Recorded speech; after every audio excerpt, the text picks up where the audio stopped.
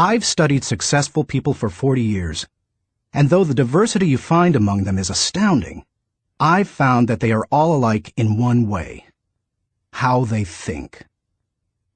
That is the one thing that separates successful people from unsuccessful ones.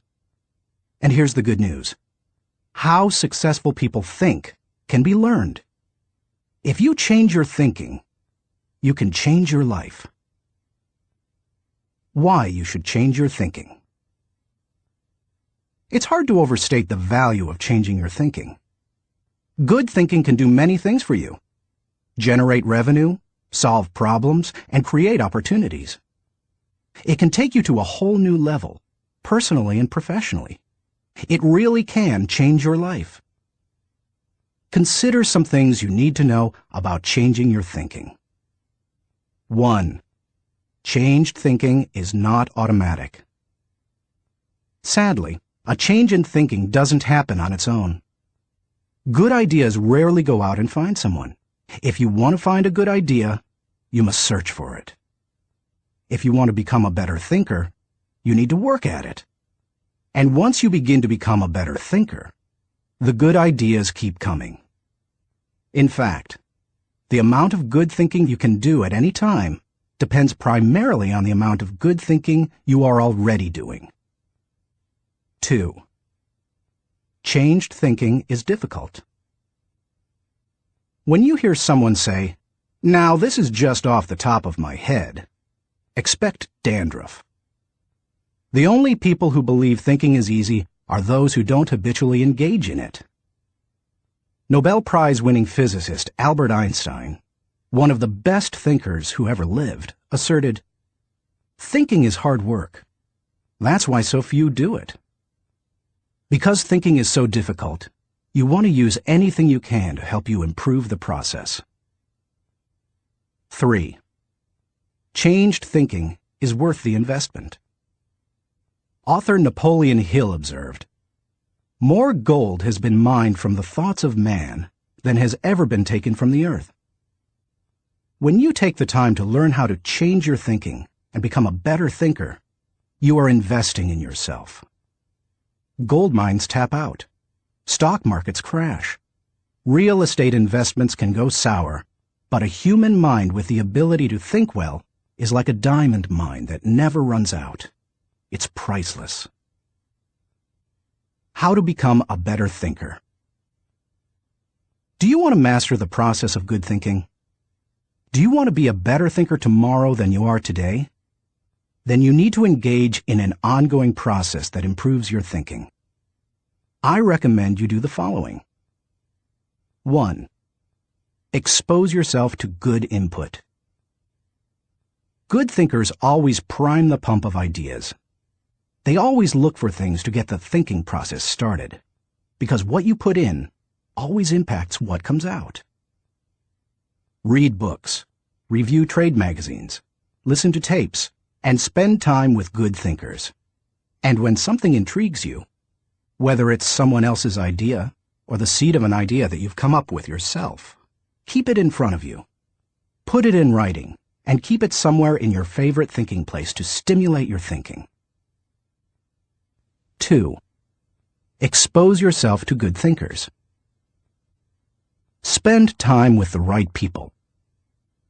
As I worked on this section and bounced my ideas off of some key people so that my thoughts would be stretched, I realized something about myself. All of the people in my life whom I consider to be close friends or colleagues are thinkers. Now, I love all people. I try to be kind to everyone I meet, and I desire to add value to as many people as I can through conferences, books, audio lessons, etc. But the people I seek out and choose to spend time with all challenge me with their thinking and their actions. They are constantly trying to grow and learn. That's true of my wife Margaret, my close friends, and the executives who run my companies.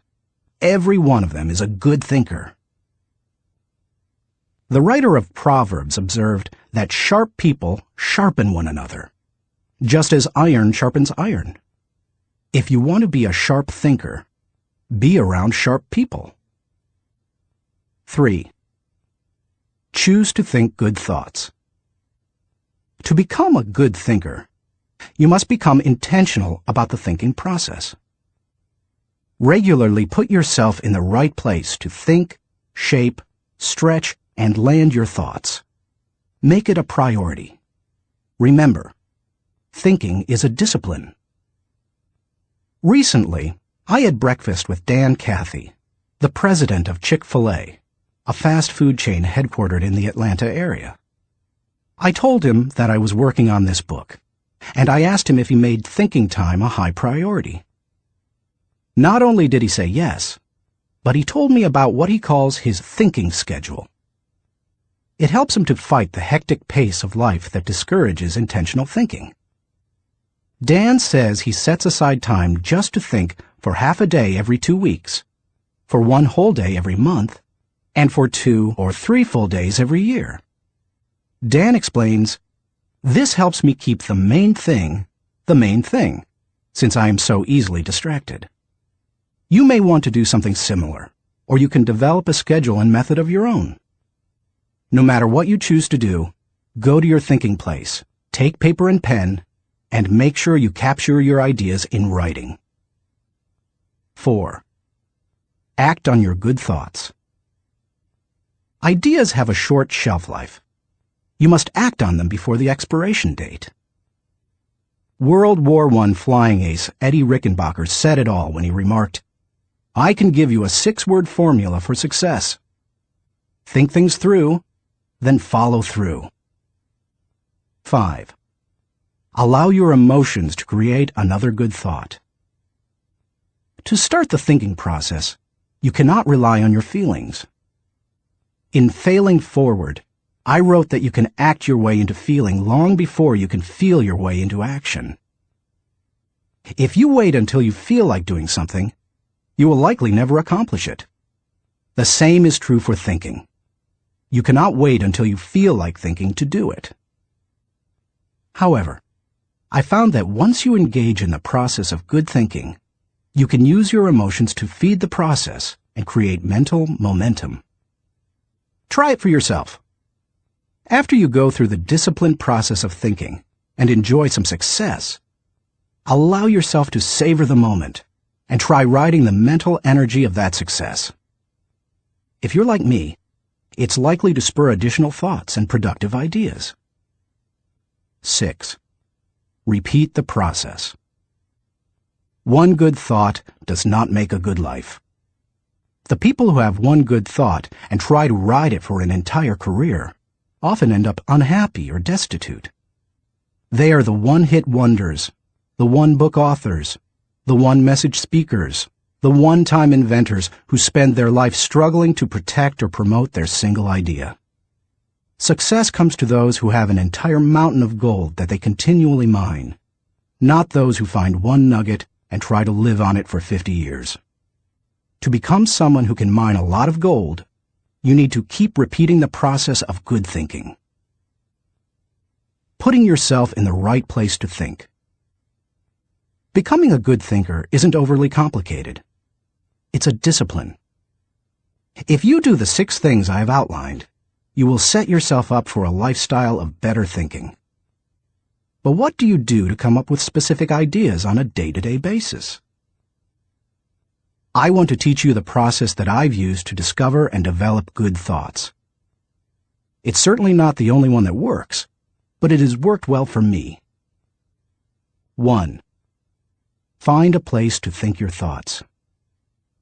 If you go to your designated place to think, expecting to generate good thoughts, then eventually you will come up with some. Where is the best place to think? Everybody's different. Some people think best in the shower. Others, like my friend Dick Biggs, like to go to a park. For me, the best places to think are in my car, on planes, and in the spa. Ideas come to me in other places as well, such as when I'm in bed. I keep a special lighted writing pad on my nightstand for such times. I believe I often get thoughts because I make it a habit to frequently go to my thinking places. If you want to consistently generate ideas, you need to do the same thing. Find a place where you can think and plan to capture your thoughts on paper so that you don't lose them. When I found a place to think my thoughts found a place in me. 2. Find a place to shape your thoughts. Rarely do ideas come fully formed and completely worked out. Most of the time, they need to be shaped until they have substance. As my friend Dan Ryland says, they have to stand the test of clarity and questioning. During the shaping time, you want to hold an idea up to strong scrutiny. Many times a thought that seemed outstanding late at night looks pretty silly in the light of day. Ask questions about your ideas. Fine-tune them. One of the best ways to do that is to put your thoughts in writing. Professor, college president, and U.S. Senator S.I. Hayakawa wrote, "Learning to write is learning to think. You don't know anything clearly unless you can state it in writing." As you shape your thoughts, you find out whether an idea has potential. You learn what you have. You also learn some things about yourself. The shaping time thrills me because it embodies humor. The thoughts that don't work often provide comic relief. Humility. The moments when I connect with God awe me. Excitement. I love to play out an idea mentally. I call it futuring it. Creativity. In these moments, I am unhampered by reality. Fulfillment. God made me for this process.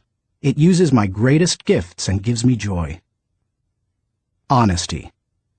As I turn over an idea in my mind, I discover my true motives. Passion. When you shape a thought, you find out what you believe and what really counts. Change. Most of the changes I have made in my life resulted from thorough thinking on a subject. You can shape your thoughts almost anywhere. Just find a place that works for you, where you will be able to write things down, focus your attention without interruptions, and ask questions about your ideas. 3. Find a place to stretch your thoughts. If you come upon great thoughts and spend time mentally shaping them, don't think you're done and can stop there. If you do, you will miss some of the most valuable aspects of the thinking process. You miss bringing others in and expanding ideas to their greatest potential. Earlier in my life, I have to admit, I was often guilty of this error. I wanted to take an idea from seed thought to solution before sharing it with anyone, even the people it would most impact. I did this both at work and at home. But over the years, I have learned that you can go much farther with a team than you can go alone. I've found a kind of formula that can help you stretch your thoughts. It says, the right thought plus the right people in the right environment at the right time for the right reason equals the right result. This combination is hard to beat. Like every person, every thought has the potential to become something great. When you find a place to stretch your thoughts, you find that potential. 4. Find a place to land your thoughts. Author C.D. Jackson observes that great ideas need landing gear as well as wings. Any idea that remains only an idea doesn't make a great impact. The real power of an idea comes when it goes from abstraction to application. Think about Einstein's theory of relativity. When he published his theories in 1905 and 1916, they were merely profound ideas. Their real power came with the development of the nuclear reactor in 1942 and the nuclear bomb in 1945. When scientists developed and implemented Einstein's ideas, the whole world changed. Likewise, if you want your thoughts to make an impact, you need to land them with others so that they can someday be implemented. As you plan for the application phase of the thinking process, land your ideas first with yourself. Landing an idea with yourself will give you integrity. People will buy into an idea only after they buy into the leader who communicates it. Before teaching any lesson, I ask myself 3 questions. Do I believe it? Do I live it? Do I believe others should live it? If I can't answer yes to all 3 questions, then I haven't landed it. Key players. Let's face it, no idea will fly if the influencers don't embrace it. After all, they are the people who carry thoughts from idea to implementation. Those most affected. Landing thoughts with the people on the firing line will give you great insight. Those closest to changes that occur as a result of a new idea can give you a reality read. And that's important, because sometimes even when you've diligently completed the process of creating a thought, shaping it, and stretching it with other good thinkers, you can still miss the mark. 5. Find a place to fly your thoughts.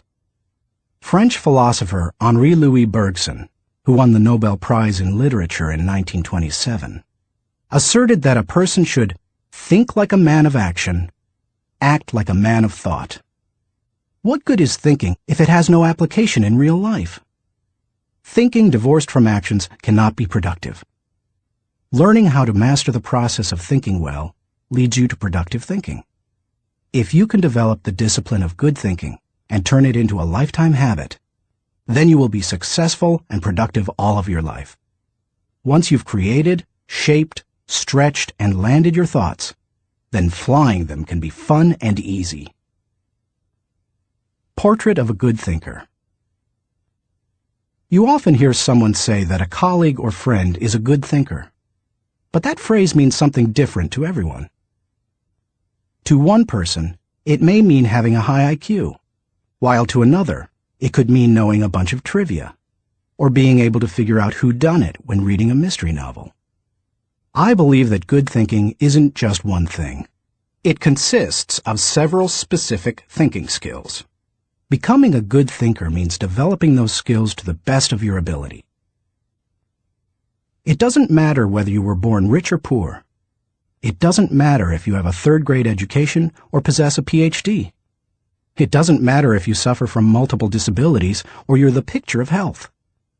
No matter what your circumstances, you can learn to be a good thinker. All you must do is be willing to engage in the process every day. In Built to Last, Jim Collins and Jerry Porras describe what it means to be a visionary company, the kind of company that epitomizes the pinnacle of American business. They describe those companies this way. A visionary company is like a great work of art. Think of Michelangelo's scenes from Genesis on the ceiling of the Sistine Chapel, or his statue of David. Think of a great and enduring novel like Huckleberry Finn or Crime and Punishment. Think of Beethoven's Ninth Symphony or Shakespeare's Henry V. Think of a beautifully designed building like the masterpieces of Frank Lloyd Wright or Ludwig Mies van der Rohe. You can't point to any one single item that makes the whole thing work. It's the entire work, all the pieces working together to create an overall effect that leads to enduring greatness. Good thinking is similar. You need all the thinking pieces to become the kind of person who can achieve great things. Those pieces include the following 11 skills. Seeing the wisdom of big picture thinking. Unleashing the potential of focused thinking. Discovering the joy of creative thinking. Recognizing the importance of realistic thinking. Releasing the power of strategic thinking. Feeling the energy of possibility thinking. Embracing the lessons of reflective thinking. Questioning the acceptance of popular thinking. Encouraging the participation of shared thinking. Experiencing the satisfaction of unselfish thinking. Enjoying the return of bottom-line thinking. As you read the chapters dedicated to each kind of thinking, you will discover that they do not try to tell you what to think. They attempt to teach you how to think. As you become acquainted with each skill, you will find that some you do well, others you don't. Learn to develop each of those kinds of thinking, and you will become a better thinker. Master all that you can, including the process of shared thinking, which helps you compensate for your weak areas, and your life will change. How successful people think. Chapter 1.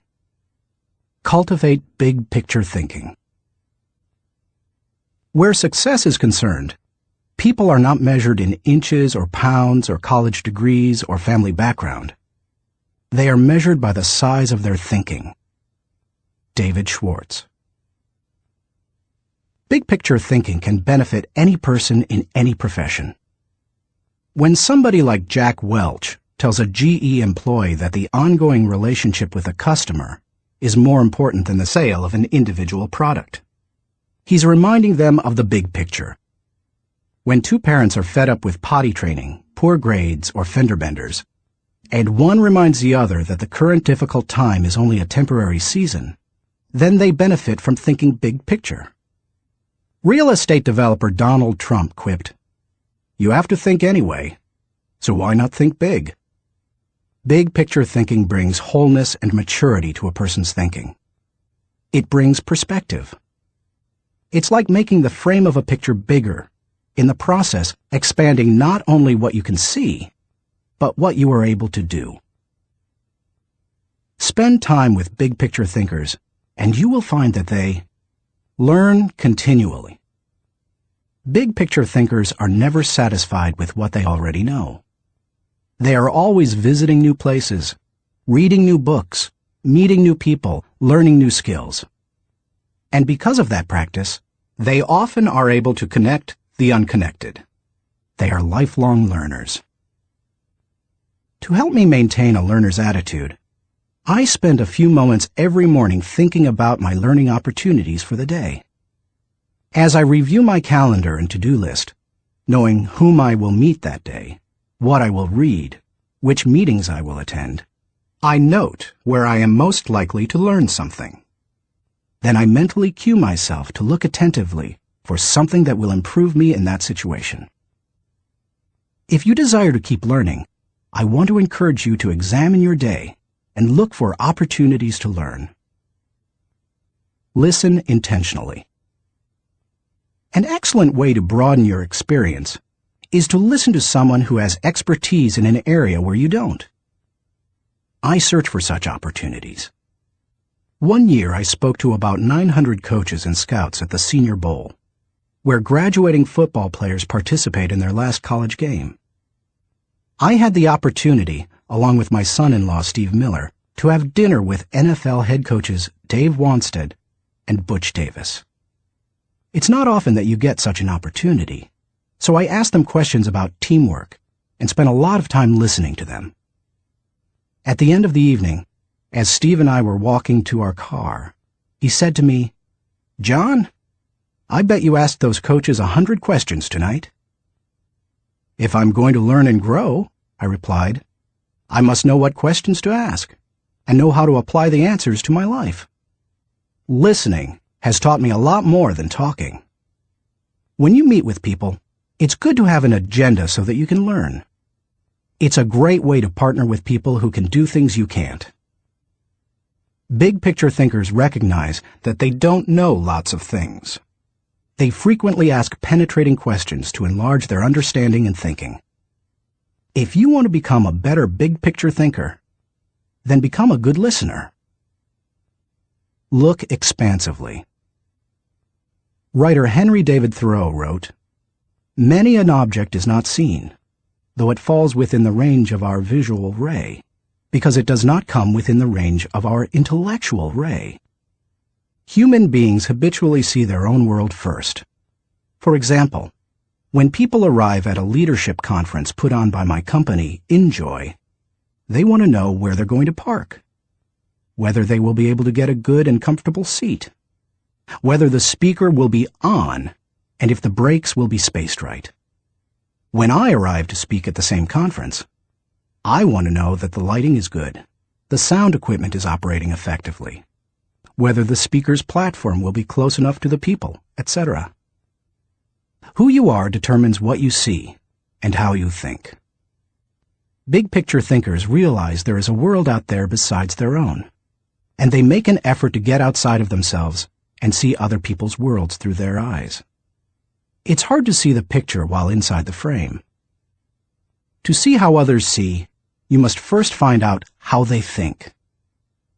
Becoming a good listener certainly helps with that. So does getting over your personal agenda and trying to take the other person's perspective.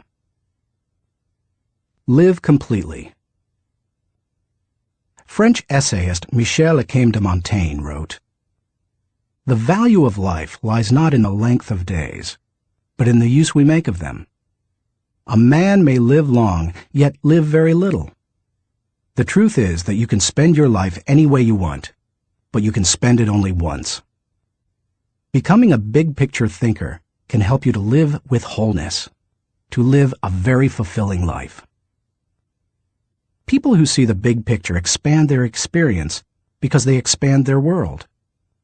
As a result, they accomplish more than narrow-minded people, and they experience fewer unwanted surprises too, because they are more likely to see the many components involved in any given situation: issues, people, relationships, timing, and values. They are also, therefore, usually more tolerant of other people and their thinking. Why you should receive the wisdom of big picture thinking. Intuitively, you probably recognize big picture thinking as beneficial. Few people want to be closed-minded. No one sets out to be that way. But just in case you're not completely convinced, consider several specific reasons why you should make the effort to become a better big picture thinker. 1. Big picture thinking allows you to lead. You can find many big picture thinkers who aren't leaders, but you will find few leaders who are not big picture thinkers. Leaders must be able to do many important things for their people. See the vision before their people do. They also see more of it. This allows them to size up situations, taking into account many variables. Leaders who see the big picture discern possibilities as well as problems to form a foundation to build the vision. Once leaders have done that, they can sketch a picture of where the team is going, including any potential challenges or obstacles. The goal of leaders shouldn't be merely to make their people feel good, but to help them be good and accomplish the dream. The vision, shown accurately, will allow leaders to show how the future connects with the past to make the journey more meaningful. When leaders recognize this need for connection and bridge it, then they can seize the moment when the timing is right. In leadership, when to move is as important as what you do. As Winston Churchill said, "There comes a special moment in everyone's life, a moment for which that person was born. When he seizes it, it is his finest hour." Whether building roads, planning a trip, or moving in leadership, big picture thinking allows you to enjoy more success. People who are constantly looking at the whole picture have the best chance of succeeding in any endeavor. 2. Big picture thinking keeps you on target. Thomas Fuller, chaplain to Charles II of England, observed, "He that is everywhere is nowhere." To get things done, you need focus. However, to get the right things done, you also need to consider the big picture. Only by putting your daily activities in the context of the big picture will you be able to stay on target. As Alvin Toffler says, you've got to think about big things while you're doing small things, so that all the small things go in the right direction. 3. Big picture thinking allows you to see what others see. One of the most important skills you can develop in human relations is the ability to see things from the other person's point of view. It's one of the keys to working with clients, satisfying customers, maintaining a marriage, rearing children, helping those who are less fortunate, etc. All human interactions are enhanced by the ability to put yourself in another person's shoes. How? Look beyond yourself, your own interests, and your own world. When you work to consider an issue from every possible angle, examine it in the light of another's history, discover the interests and concerns of others, and try to set aside your own agenda, you begin to see what others see.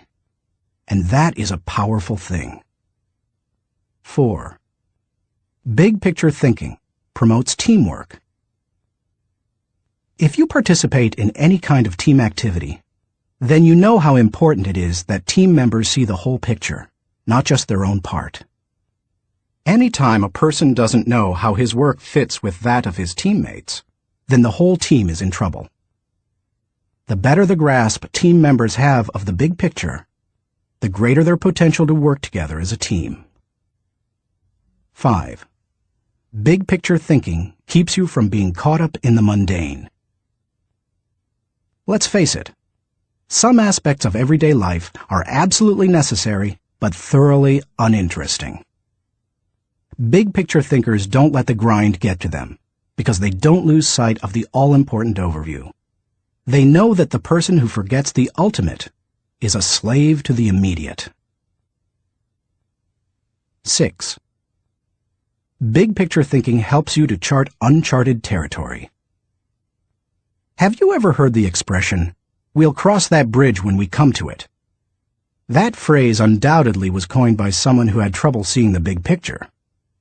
The world was built by people who crossed bridges in their minds long before anyone else did. The only way to break new ground or move into uncharted territory is to look beyond the immediate and see the big picture. How to acquire the wisdom of big picture thinking. If you desire to seize new opportunities and open new horizons, then you need to add big picture thinking to your abilities. To become a good thinker, better able to see the big picture, keep in mind the following suggestions. 1. Don't strive for certainty. Big picture thinkers are comfortable with ambiguity. They don't try to force every observation or piece of data into pre-formulated mental cubbyholes. They think broadly and can juggle many seemingly contradictory thoughts in their minds. If you want to cultivate the ability to think big picture, then you must get used to embracing and dealing with complex and diverse ideas. 2. Learn from every experience. Big picture thinkers broaden their outlook by striving to learn from every experience. They don't rest on their successes, they learn from them. More importantly, they learn from their failures. They can do that because they remain teachable. Varied experiences, both positive and negative, help you see the big picture. The greater the variety of experience and success, the more potential to learn you have. If you desire to be a big picture thinker, then get out there and try a lot of things. Take a lot of chances, and take time to learn after every victory or defeat. 3. Gain insight from a variety of people. Big picture thinkers learn from their experiences, but they also learn from experiences they don't have.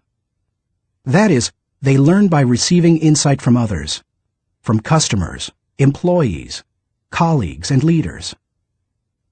If you desire to broaden your thinking and see more of the big picture, then seek out counselors to help you. But be wise in whom you ask for advice. Gaining insight from a variety of people doesn't mean stopping anyone and everyone in hallways and grocery store lines and asking what they think about a given subject. Be selective. Talk to people who know and care about you, who know their field, and who bring experience deeper and broader than your own. 4. Give yourself permission to expand your world. If you want to be a big picture thinker, you will have to go against the flow of the world. Society wants to keep people in boxes. Most people are married mentally to the status quo. They want what was, not what can be. They seek safety in simple answers. To think big picture, you need to give yourself permission to go a different way, to break new ground, to find new worlds to conquer. And when your world does get bigger, you need to celebrate. Never forget there is more out there in the world than what you've experienced. Keep learning, keep growing, and keep looking at the big picture. If you desire to be a good thinker, that's what you need to do. Thinking question. Am I thinking beyond myself and my world so that I process ideas with a holistic perspective? Chapter 2. Engage in focused thinking. He did each thing as if he did nothing else. Spoken of novelist Charles Dickens. Philosopher Bertrand Russell once asserted, "To be able to concentrate for a considerable time is essential to difficult achievement." Sociologist Robert Lind observed that, "Knowledge is power only if a man knows what facts are not to bother about." Focused thinking removes distractions and mental clutter so that you can concentrate on an issue and think with clarity. Focused thinking can do several things for you. 1. Focused thinking harnesses energy toward a desired goal. Focus can bring energy and power to almost anything, whether physical or mental. If you're learning how to pitch a baseball and you want to develop a good curveball, then focused thinking while practicing will improve your technique. If you need to refine the manufacturing process of your product, focused thinking will help you develop the best method. If you want to solve a difficult mathematics problem, focused thinking helps you break through to the solution. The greater the difficulty of a problem or issue, the more focused thinking time is necessary to solve it. 2. Focused thinking gives ideas time to develop. I love to discover and develop ideas. I often bring my creative team together for brainstorming and creative thinking. When we first get together, we try to be exhaustive in our thinking in order to generate as many ideas as possible. The birthing of a potential breakthrough often results from sharing many good ideas. But to take ideas to the next level, you must shift from being expansive in your thinking to being selective. I have discovered that a good idea can become a great idea when it is given focus time. It's true that focusing on a single idea for a long time can be very frustrating. I've often spent days focusing on a thought and trying to develop it, only to find that I could not improve the idea. But sometimes, my perseverance in focused thinking pays off. That brings me great joy. And when focused thinking is at its best, not only does the idea grow, but so do I. 3. Focused thinking brings clarity to the target. I consider golf one of my favorite hobbies. It's a wonderfully challenging game. I like it because the objectives are so clear. Professor William Mobley of the University of South Carolina made the following observation about golf. One of the most important things about golf is the presence of clear goals. You see the pins, you know the par. It's neither too easy nor unattainable. You know your average score, and there are competitive goals. Competitive with par, with yourself, and others. These goals give you something to shoot at. In work, as in golf, goals motivate. One time on the golf course, I followed a golfer who neglected to put the pin back in the hole after he putted. Because I could not see my target, I couldn't focus properly. My focus quickly turned to frustration and to poor play. To be a good golfer, a person needs to focus on a clear target. The same is true in thinking. Focus helps you to know the goal and to achieve it. 4. Focused thinking will take you to the next level. No one achieves greatness by becoming a generalist. You don't hone a skill by diluting your attention to its development. The only way to get to the next level is to focus. No matter whether your goal is to increase your level of play, sharpen your business plan, improve your bottom line, develop your subordinates, or solve personal problems, you need to focus. Author Harry A. Overstreet observed, "The immature mind hops from one thing to another. The mature mind seeks to follow through." Where should you focus your thinking? Does every area of your life deserve dedicated, focused thinking time? Of course, the answer is no. Be selective, not exhaustive, in your focused thinking. For me, that means dedicating in-depth thinking time to 4 areas: leadership, creativity, communication, and intentional networking. Your choices will probably differ from mine. Here are a few suggestions to help you figure them out. Identify your priorities. First, take into account your priorities for yourself, your family, and your team. Author, consultant, and award-winning thinker Edward de Bono quipped, "A conclusion is the place where you get tired of thinking." Unfortunately, many people land on priorities based on where they run out of steam. You certainly don't want to do that. Nor do you want to let others set your agenda. There are many ways to determine priorities.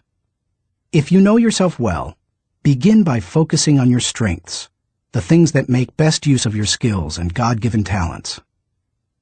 You might also focus on what brings the highest return and reward. Do what you enjoy most and do best. You could use the 80-20 rule. Give 80% of your effort to the top 20%, most important, activities. Another way is to focus on exceptional opportunities that promise a huge return. It comes down to this. Give your attention to the areas that bear fruit. Discover your gifts. Not all people are self-aware and have a good handle on their own skills, gifts, and talents. They are a little like the comic strip character Charlie Brown. One day after striking out in a baseball game, he says, "Rats! I'll never be a big league player. I just don't have it. All my life I've dreamed of playing in the big leagues, but I'll never make it." To which Lucy replies, "Charlie Brown, you're thinking too far ahead. What you need to do is set more immediate goals for yourself." For a moment, Charlie Brown sees a ray of hope. "Immediate goals?" he says. "Yes," answers Lucy. "Start with the next inning. When you go out to pitch, see if you can walk out to the mound without falling down." I've met many individuals who grew up in a household full of Lucys. They received little encouragement or affirmation, and as a result, seem at a loss for direction. If you have that kind of background, you need to work extra hard to figure out what your gifts are. Take a personality profile such as DISC or Myers-Briggs. Interview positive friends and family members to see where they think you shine. Spend some time reflecting on past successes. If you're going to focus your thinking in your areas of strength, you need to know what they are. Develop your dream. If you want to achieve great things, you need to have a great dream. If you're not sure of your dream, use your focused thinking time to help you discover it. If your thinking has returned to a particular area time after time, you may be able to discover your dream there. Give it more focused time and see what happens. Once you find your dream, move forward without second-guessing. Take the advice of Satchel Paige. Don't look back. Something might be gaining on you. The younger you are, the more likely you will give your attention to many things. That's good. Because if you're young, you're still getting to know yourself, your strengths and weaknesses. If you focus your thinking on only one thing and your aspirations change, then you've wasted your best mental energy. As you get older and more experienced, the need to focus becomes more critical. The farther and higher you go, the more focused you can be, and need to be. How can you stay focused? Once you have a handle on what you should think about, you must decide how to better focus on it. Here are 5 suggestions to help you with the process. 1. Remove distractions. Removing distractions is no small matter in our current culture, but it's critical. How do you do it? First, by maintaining the discipline of practicing your priorities. Don't do easy things first, or hard things first, or urgent things first. Do first things first, the activities that give you the highest return. In that way, you keep the distractions to a minimum. Second, insulate yourself from distractions. I've found that I need blocks of time to think without interruptions.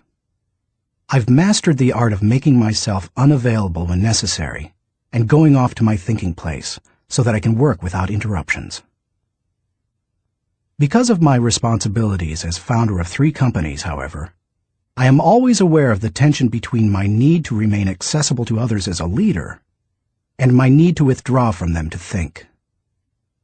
The best way to resolve the tension is to understand the value of both activities. Walking slowly through the crowd allows me to connect with people and know their needs.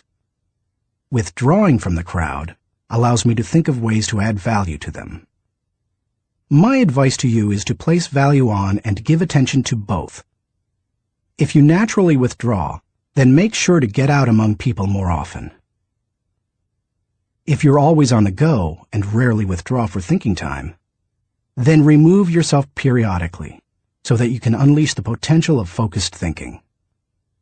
And wherever you are, be there. 2. Make time for focused thinking. Once you have a place to think, you need the time to think.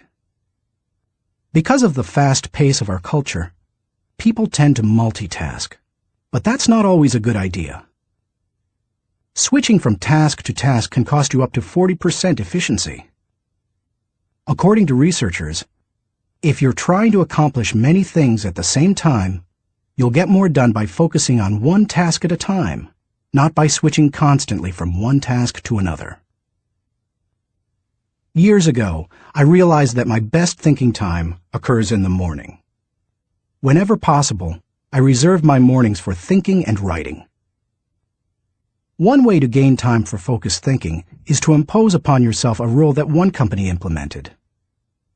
Don't allow yourself to look at email until after 10 a.m. Instead, focus your energies on your number 1 priority. Put non-productive time wasters on hold so that you can create thinking time for yourself. 3. Keep items of focus before you. Ralph Waldo Emerson, the great transcendental thinker, believed, concentration is the secret of strength in politics, in war, in trade, in short, in all management of human affairs. To help me concentrate on the things that matter, I work to keep important items before me. One way is to ask my assistant, Linda Eggers, to keep bringing it up, asking me about it, giving me additional information in reference to it. I'll also keep a file or page on my desk so that I see it every day as I work. That strategy has successfully helped me for 30 years to stimulate and sharpen ideas. If you've never done it, I recommend that you try it. I'll tell you more about it in the section on reflective thinking. 4. Set goals. I believe goals are important. The mind will not focus until it has clear objectives. But the purpose of goals is to focus your attention and give you direction, not to identify a final destination. As you think about your goals, note that they should be clear enough to be kept in focus, close enough to be achieved, helpful enough to change lives. Those guidelines will get you going. And be sure to write down your goals. If they're not written, I can almost guarantee that they're not focused enough. And if you really want to make sure they're focused, take the advice of David Belasco, who says, "If you can't write your idea on the back of my business card, you don't have a clear idea." Even if you look back years from now and think your goals were too small, they will have served their purpose if they provide you with direction. 5. Question your progress. Take a good look at yourself from time to see whether you are actually making progress. That is the most accurate measure of whether you are making the best use of focused thinking. Ask yourself, am I seeing a return for my investment of focused thinking time? Is what I am doing getting me closer to my goals? Am I headed in a direction that helps me to fulfill my commitments, maintain my priorities, and realize my dreams? What are you giving up to go up? No one can go to the highest level and remain a generalist. My dad used to say, "Find the one thing you do well and don't do anything else." I've found that to do well at a few things, I've had to give up many things. As I worked on this chapter, I spent some time reflecting on the kinds of things I've given up. Here are the main ones. I can't know everyone. I love people, and I'm outgoing. Put me into a room full of people and I feel energized. So it goes against my grain to restrict myself from spending time with lots of people. To compensate for that, I've done a couple of things. First, I've chosen a strong inner circle of people. They not only provide tremendous professional help, but they also make life's journey much more pleasant. Second, I ask certain friends to catch me up on what's happening in the lives of other friends. I usually do that when I'm traveling and can't block out the time I would need for focused thinking. I can't do everything. There are only a few exceptional opportunities in any person's lifetime. That's why I strive for excellence in a few things, rather than a good performance in many. That's cost me. Because of my workload, I also have to skip doing many things that I would love to do. For example, every week I hand off projects that I think would be fun to do myself. I practice the 10-80-10 principle with the people to whom I'm delegating a task. I help with the first 10% by casting vision, laying down parameters, providing resources, and giving encouragement. Then, once they've done the middle 80%, I come alongside them again and help them take whatever it is the rest of the way, if I can. I call it putting the cherry on top. I can't go everywhere. Every conference speaker and author has to travel a lot. Before I began doing much speaking, that seemed like a glamorous life. But after logging several million miles, I know what kind of a toll it can take. Ironically, I still love traveling for pleasure with my wife Margaret. It's one of our great joys. She and I could take 10 vacations a year and enjoy every one of them. Yet we can't because so much of my time is consumed doing what I was called to do: help people to grow personally and to develop as leaders. I can't be well-rounded. Being focused also keeps me from being well-rounded. I tell people, 99% of everything in life I don't need to know about. I try to focus on the 1% that gives me the highest return. And of the remaining 99, Margaret keeps me aware of whatever I need to know. It's one of the ways I keep from getting totally out of balance in my life. Being willing to give up some of the things you love in order to focus on what has the greatest impact isn't an easy lesson to learn. But the earlier you embrace it, the the sooner you can dedicate yourself to excellence in what matters most. Thinking question. Am I dedicated to removing distractions and mental clutter so that I can concentrate with clarity on the real issue? Chapter 3. Harness Creative Thinking. The joy is in creating, not maintaining. Vince Lombardi, NFL Hall of Fame coach. Creativity is pure gold, no matter what you do for a living. Annette Moser-Wellman, author of The 5 Faces of Genius, asserts, "The most valuable resource you bring to your work and to your firm is your creativity. More than what you get done, more than the role you play, more than your title, more than your output, it's your ideas that matter." Despite the importance of a person's ability to think with creativity, few people seem to possess the skill in abundance. If you're not as creative as you would like to be, you can change your way of thinking. Creative thinking isn't necessarily original thinking. In fact, I think people mythologize original thought. Most often, creative thinking is a composite of other thoughts discovered along the way. Even the great artists, whom we consider highly original, learned from their masters, modeled their work on that of others, and brought together a host of ideas and styles to create their own work. Study art, and you will see threads that run through the work of all artists and artistic movements, connecting them to other artists who went before them. Characteristics of creative thinkers. Perhaps you're not even sure what I mean when I ask whether you are a creative thinker.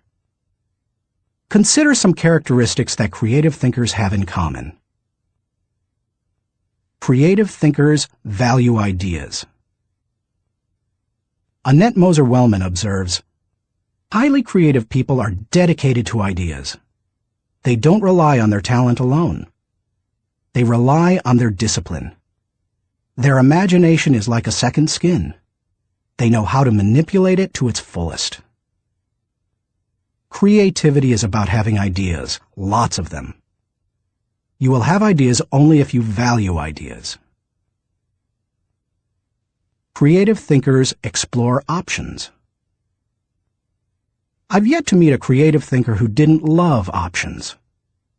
Exploring a multitude of possibilities helps to stimulate the imagination, and imagination is crucial to creativity. As Albert Einstein put it, imagination is more important than knowledge.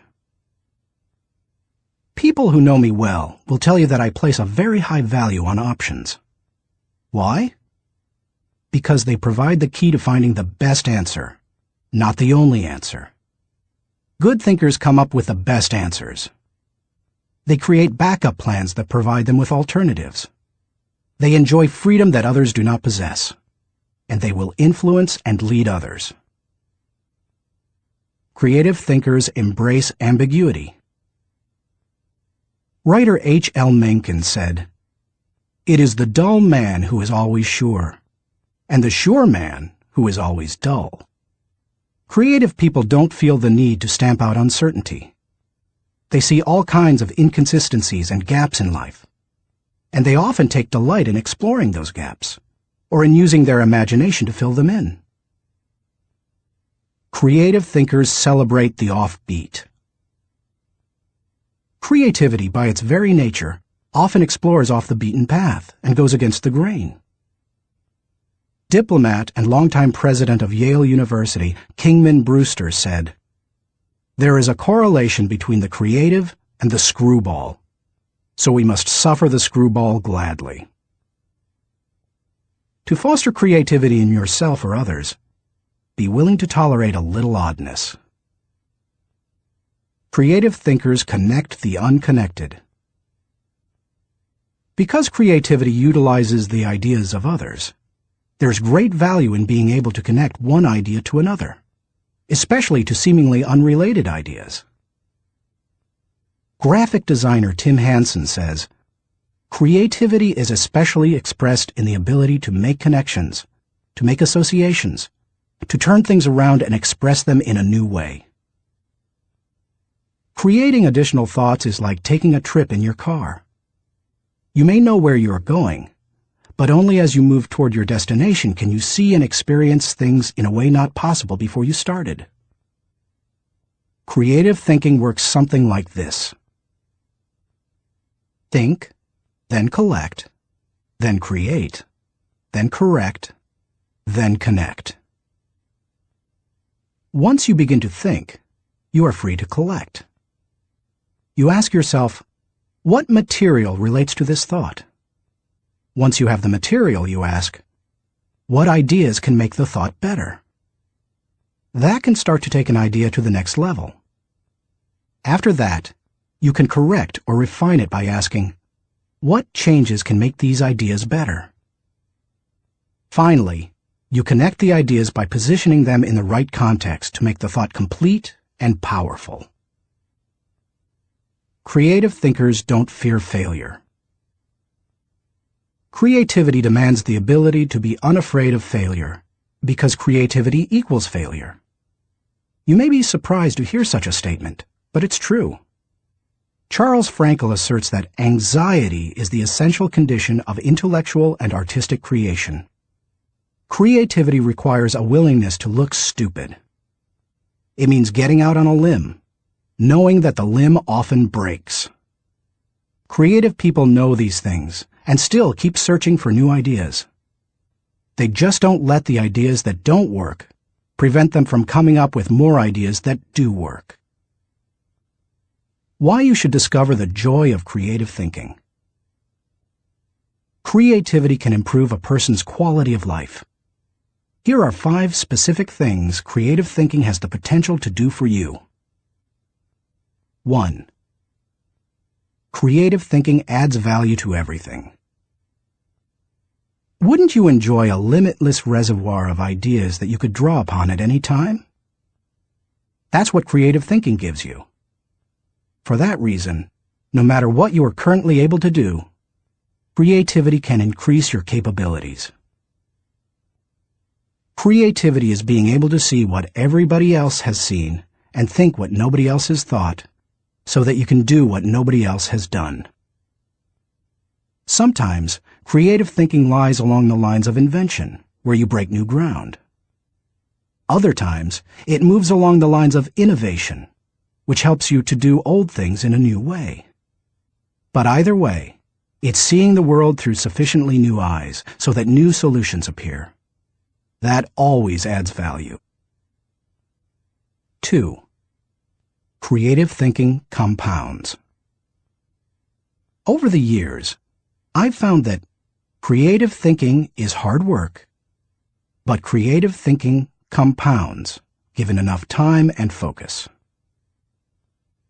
Perhaps more than any other kind of thinking, creative thinking builds on itself and increases the creativity of the thinker.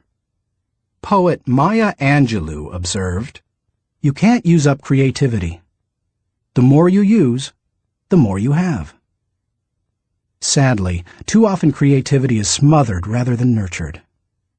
There has to be a climate in which new ways of thinking, perceiving, questioning are encouraged.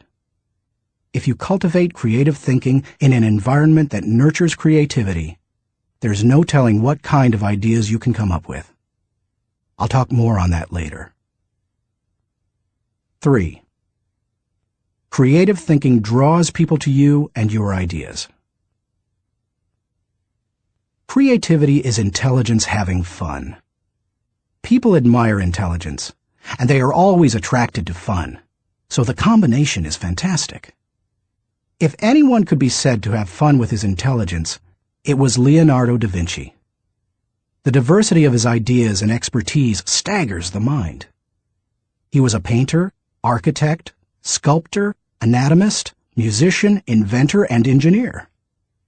The term Renaissance man was coined because of him. Just as people were drawn to Da Vinci and his ideas during the Renaissance, they are drawn to creative people today. If you cultivate creativity, you will become more attractive to other people, and they will be drawn to you. 4. Creative thinking helps you learn more. Author and creativity expert Ernie Zielinski says, "Creativity is the joy of not knowing it all. The joy of not knowing it all refers to the realization that we seldom, if ever, have all the answers. We always have the ability to generate more solutions to just about any problem. Being creative is being able to see or imagine a great deal of opportunity to life's problems. Creativity is having options." It almost seems too obvious to say, but if you are always actively seeking new ideas, you will learn. Creativity is teachability. It's seeing more solutions than problems. And the greater the quantity of thoughts, the greater the chance for learning something new. 5. Creative thinking challenges the status quo. If you desire to improve your world, or even your own situation, then creativity will help you. The status quo and creativity are incompatible. Creativity and innovation always walk hand in hand. How to discover the joy of creative thinking. At this point, you may be saying, "Okay, I'm convinced that creative thinking is important. But how do I find the creativity within me? How do I discover the joy of creative thought?" Here are 5 ways to do it. 1. Remove creativity killers. Economics professor and humor author Stephen Leacock said, "Personally, I would sooner have written Alice in Wonderland than the whole Encyclopedia Britannica." He valued the warmth of creativity over cold facts. If you do too, then you need to eliminate attitudes that devalue creative thinking. Take a look at the following phrases. They are almost guaranteed to kill creative thinking anytime you hear or think them. "I'm not a creative person." "Follow the rules." "Don't ask questions." "Don't be different." "Stay within the lines." "There is only one way." "Don't be foolish." Be practical. Be serious. Think of your image. That's not logical. It's not practical. It's never been done. It can't be done. It didn't work for them. We tried that before. It's too much work. We can't afford to make a mistake. It will be too hard to administer. We don't have the time. We don't have the money. Yes, but... Play is frivolous. Failure is final. If you think you have a great idea, don't let anyone talk you out of it, even if it sounds foolish. Don't let yourself or anyone else subject you to creativity killers. After all, you can't do something new and exciting if you force yourself to stay in the same old rut. Don't just work harder at the same old thing. Make a change. 2. Think creatively by asking the right questions. Creativity is largely a matter of asking the right questions. Management trainer Sir Anthony Jay said, "The uncreative mind can spot wrong answers, but it takes a creative mind to spot wrong questions." Wrong questions shut down the process of creative thinking. They direct thinkers down the same old path, or they chide them into believing that thinking isn't necessary at all. To stimulate creative thinking, ask yourself questions such as, why must it be done this way? What is the root problem? What are the underlying issues? What does this remind me of? What is the opposite? What metaphor or symbol helps to explain it? Why is it important? What's the hardest or most expensive way to do it? Who has a different perspective on this? What happens if we don't do it at all? You get the idea. And you can probably come up with better questions yourself. Physicist Tom Hirschfeld observed, "If you don't ask why this often enough, somebody will ask, why you? If you want to think creatively, you must ask good questions. You must challenge the process. 3. Develop a creative environment. Charlie Brower said, "A new idea is delicate. It can be killed by a sneer or a yawn. It can be stabbed to death by a quip and worried to death by a frown on the right man's brow. Negative environments kill thousands of great ideas every minute." A creative environment, on the other hand, becomes like a greenhouse where ideas get seeded, sprout up, and flourish. A creative environment encourages creativity.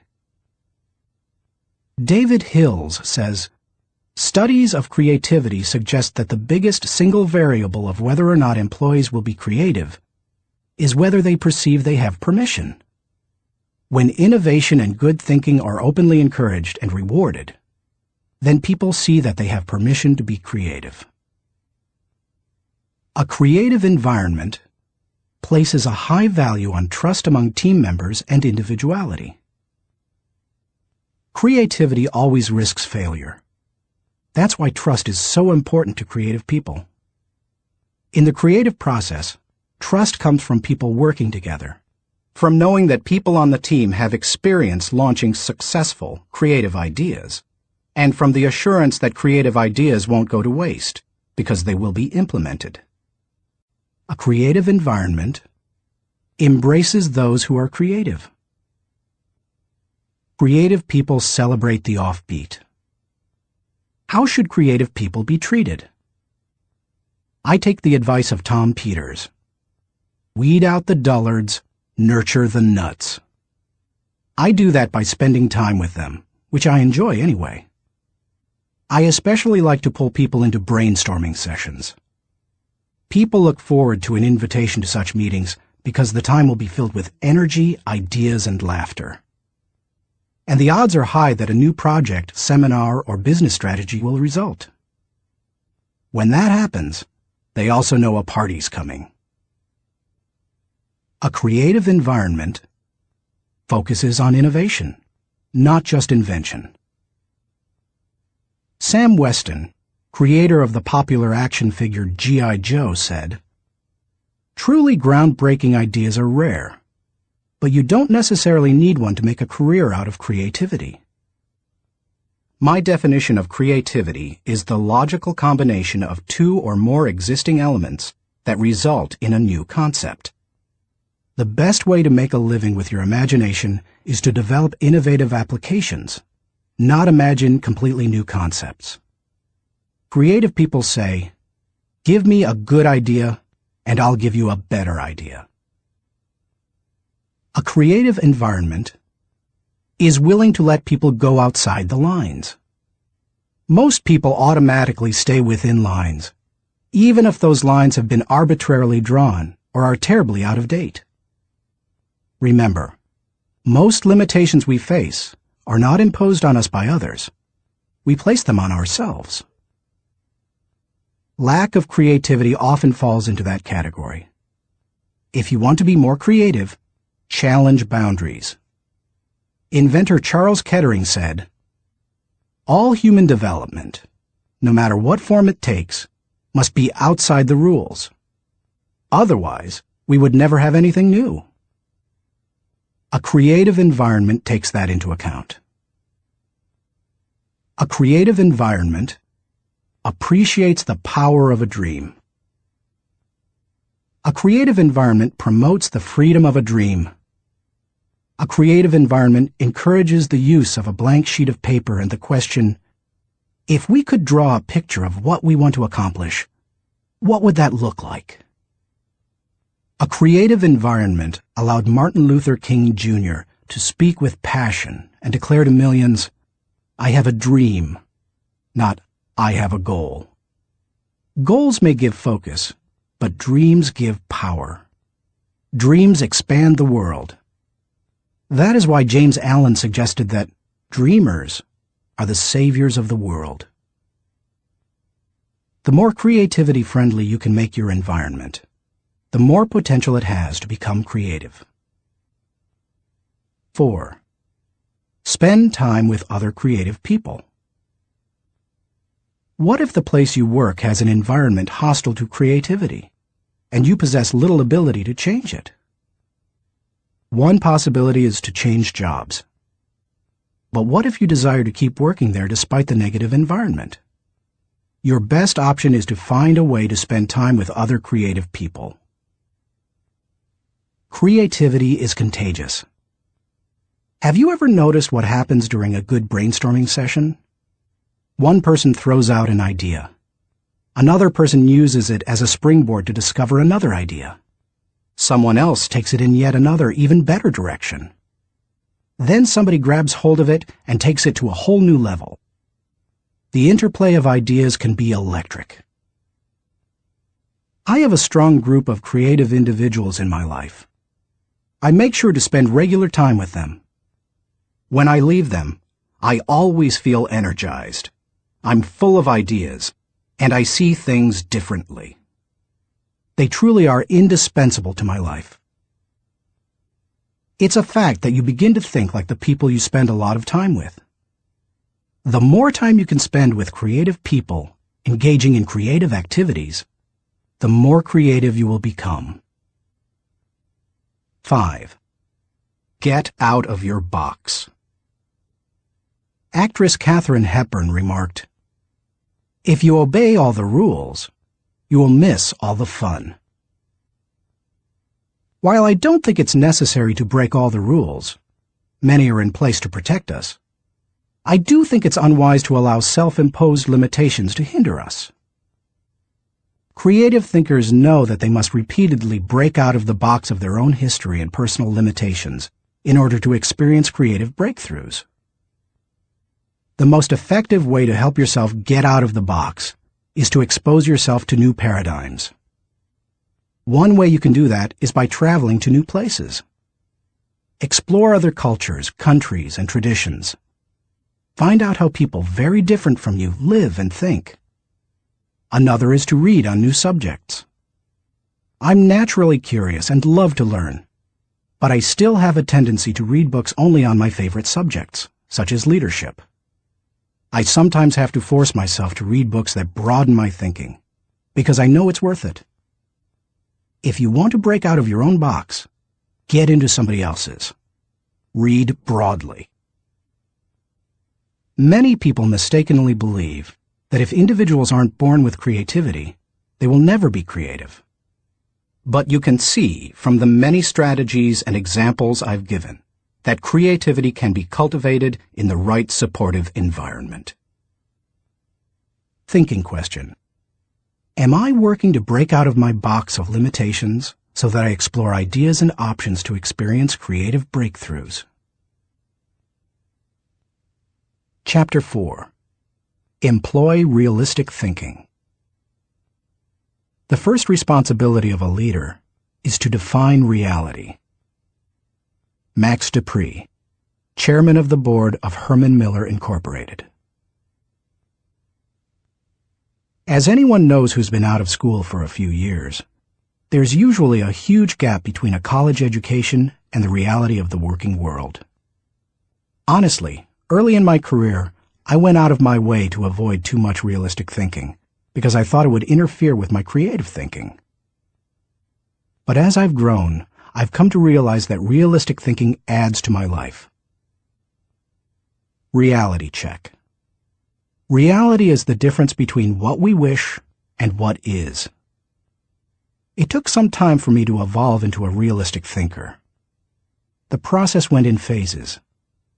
First, I did not engage in realistic thinking at all. After a while, I realized that it was necessary, so I began to engage in it occasionally. But I didn't like it, because I thought it was too negative. And any time I could delegate it, I did. Eventually, I found that I had to engage in realistic thinking if I was going to solve problems and learn from my mistakes. And in time, I became willing to think realistically before I got in trouble and make it a continual part of my life. Today, I encourage my key leaders to think realistically. We make realistic thinking the foundation of our business because we derive certainty and security from it. Why you should recognize the importance of realistic thinking. If you're a naturally optimistic person as I am, you may not possess great desire to become a more realistic thinker. But cultivating the ability to be realistic in your thinking will not undermine your faith in people, nor will it lessen your ability to see and seize opportunities. Instead, it will add value to you in other ways. 1. Realistic thinking minimizes downside risk. Actions always have consequences. Realistic thinking helps you to determine what those consequences could be. And that's crucial, because only by recognizing and considering consequences can you plan for them. If you plan for the worst-case scenario, you can minimize the downside risk. 2. Realistic thinking gives you a target and a game plan. I've known business people who were not realistic thinkers. Here's the good news. They were very positive and had a high degree of hope for their business. Here's the bad news. Hope is not a strategy. Realistic thinking leads to excellence in leadership and management because it requires people to face reality. They begin to define their target and develop a game plan to hit it. When people engage in realistic thinking, they also begin to simplify practices and procedures, which results in better efficiency. Truthfully, in business, only a few decisions are important. Realistic thinkers understand the difference between the important decisions and those that are merely necessary in the normal course of business. The decisions that matter relate directly to your purpose. James Allen was right when he wrote, "Until thought is linked with purpose, there is no intelligent accomplishment." 3. Realistic thinking is a catalyst for change. People who rely on hope for their success rarely make change a high priority. If you have only hope, you imply that achievement and success are out of your hands. It's a matter of luck or chance. Why bother changing? Realistic thinking can dispel that kind of wrong attitude. There's nothing like staring reality in the face to make a person recognize the need for change. Change alone doesn't bring growth, but you cannot have growth without change. 4. Realistic thinking provides security. Anytime you have thought through the worst that can happen, and you have developed contingency plans to meet it, you become more confident and secure. It's reassuring to know that you are unlikely to be surprised. Disappointment is the difference between expectations and reality. Realistic thinking minimizes the difference between the two. 5. Realistic thinking gives you credibility. Realistic thinking helps people to buy into the leader and his or her vision. Leaders continually surprised by the unexpected soon lose credibility with their followers. On the other hand, leaders who think realistically and plan accordingly position their organizations to win. That gives their people confidence in them. The best leaders ask realistic questions before casting vision. They ask themselves things like, is it possible? Does this dream include everyone or just a few? Have I identified and articulated the areas that will make this dream difficult to achieve? 6. Realistic thinking provides a foundation to build on. Thomas Edison observed, "The value of a good idea is in using it." The bottom line on realistic thinking is that it helps you to make an idea usable by taking away the wish factor. Most ideas and efforts don't accomplish their intended results because they rely too much on what we wish rather than what is. You can't build a house in midair. It needs a solid foundation. Ideas and plans are the same. They need something concrete on which to build. Realistic thinking provides that solid foundation. 7. Realistic thinking is a friend to those in trouble. If creativity is what you would do if you were unafraid of the possibility of failure, then reality is dealing with failure if it does happen. Realistic thinking gives you something concrete to fall back on during times of trouble, which can be very reassuring. Certainty in the midst of uncertainty brings stability. 8. Realistic thinking brings the dream to fruition.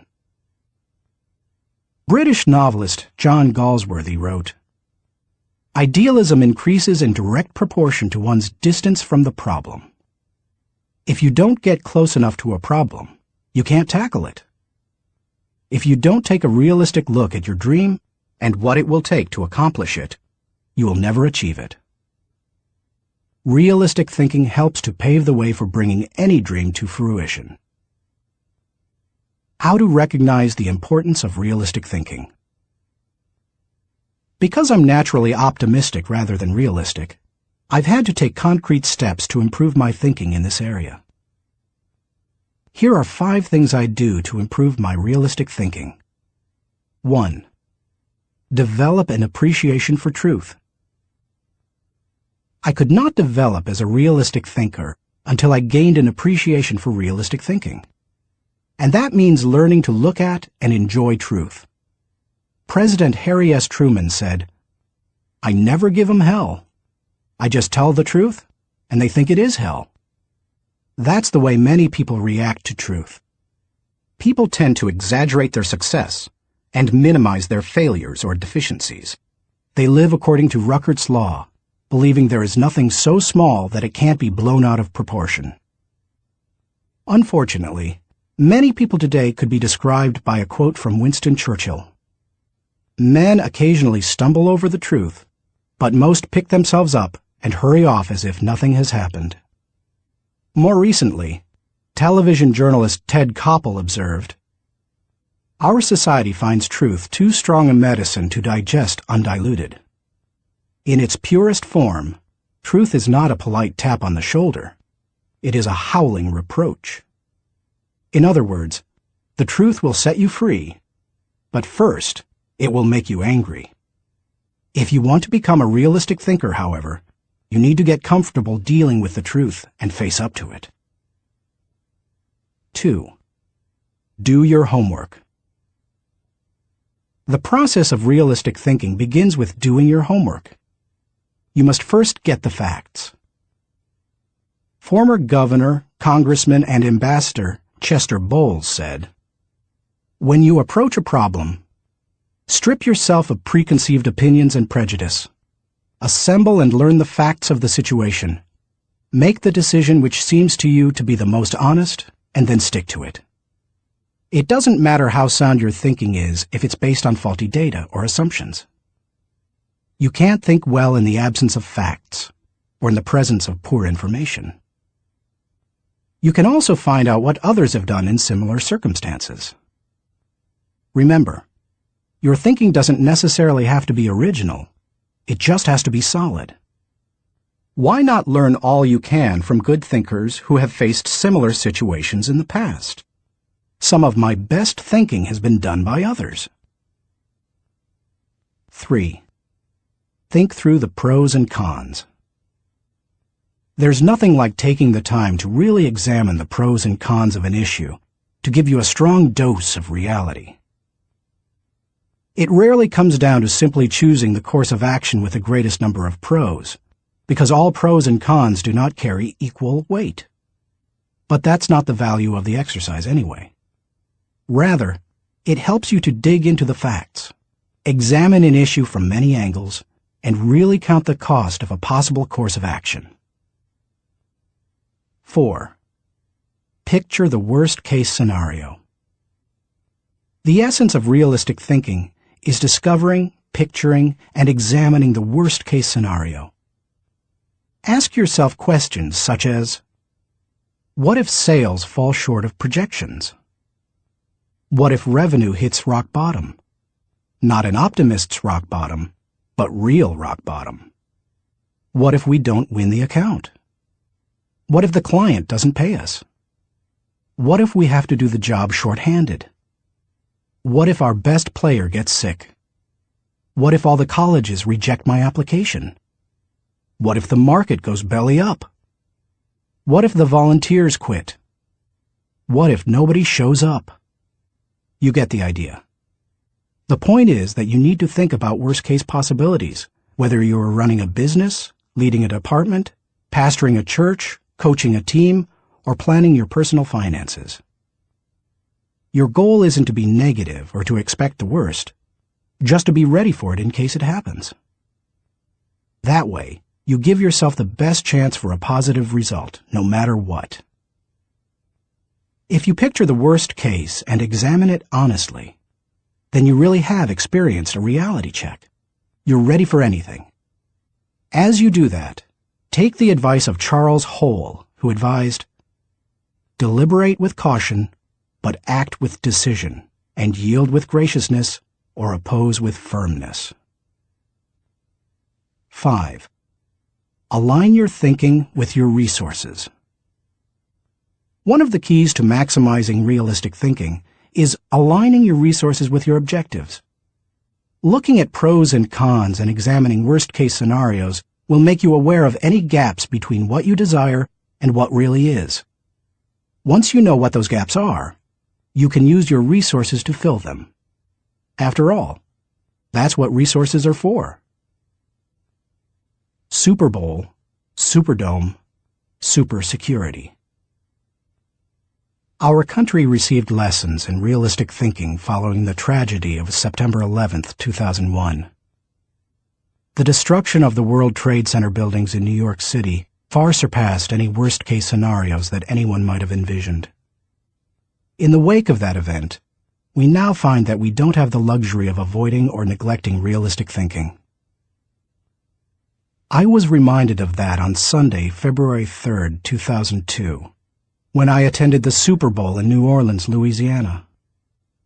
I had been to the big game twice before to root for the home team, first San Diego and later Atlanta, and had seen both teams lose. But I had never been to a game like this. The occasion had been designated a national security special event. That meant that the U.S. Secret Service would be overseeing it. Military personnel would work with local law enforcement, and security would be of the highest caliber. The Secret Service brought in several hundred agents and secured the area. In preparation for the game, access to the Superdome was highly restricted, with intensified screening. Officials blocked off roads, closed the nearby interstate, and designated the area a no-fly zone. We arrived early at the Dome. Officials suggested fans arrive up to 5 hours ahead of game time, and we immediately saw evidence of the precautionary measures. 8-foot fences surrounded the whole area, and concrete barriers prevented unauthorized vehicles from getting close to the building. We could see sharpshooters positioned at various locations, including on the roof of some adjacent buildings. When we reached a gate, police officers and security personnel patted us down and examined everyone's belongings. After that, they directed us to go through metal detectors. Only then did they allow us into the stadium. That's all well and good, you may be saying, but what would have happened had there been a terrorist attack? The Secret Service had that covered too, because they had prepared for the worst-case scenario. Evacuation plans had been put into place, and personnel at the Superdome had been drilled to make sure everyone knew what to do in case of an emergency.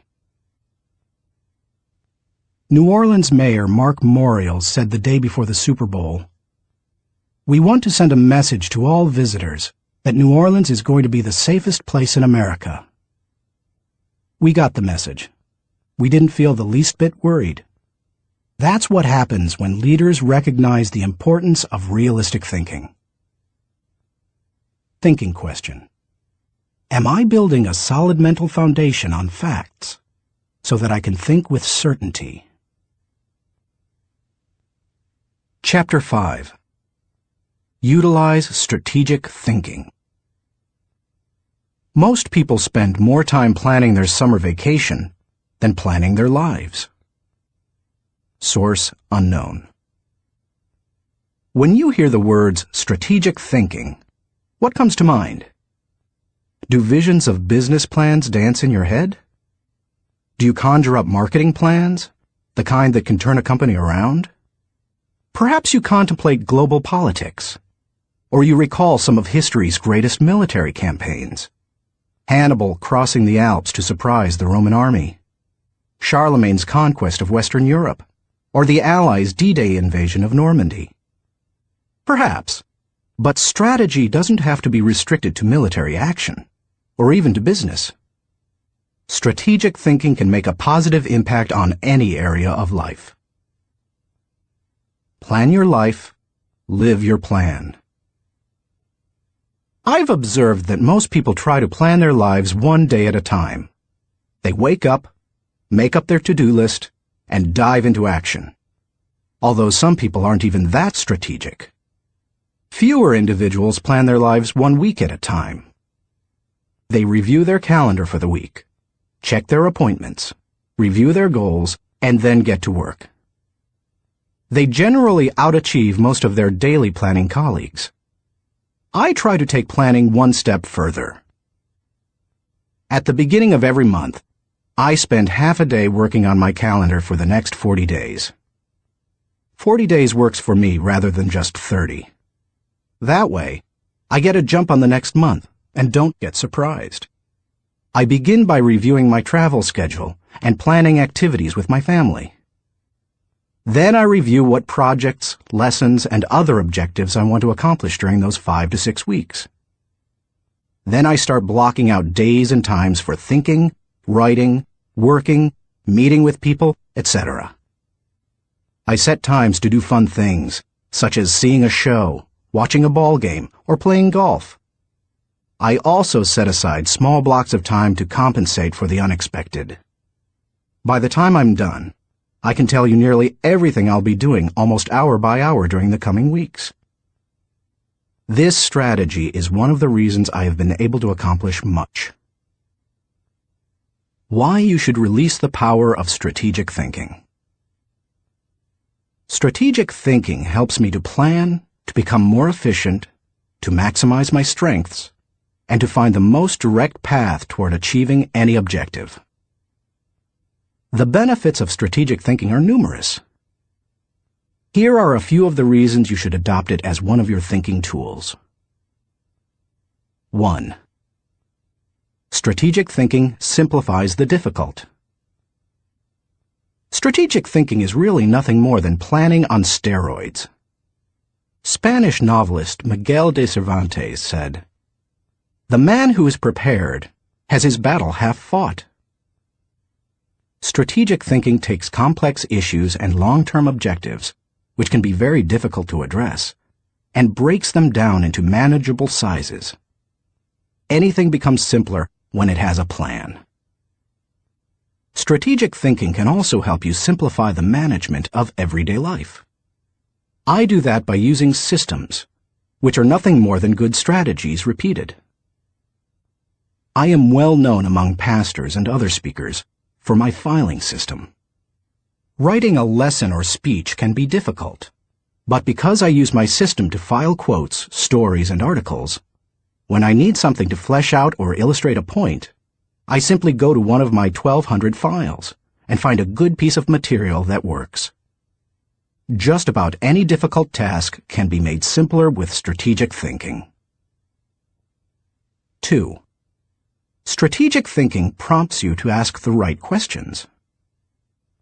Do you want to break down complex or difficult issues? Then ask questions. Strategic thinking forces you through this process.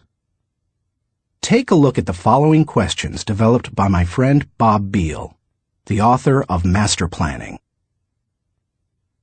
Direction. What should we do next? Why? Organization. Who is responsible for what? Who is responsible for whom?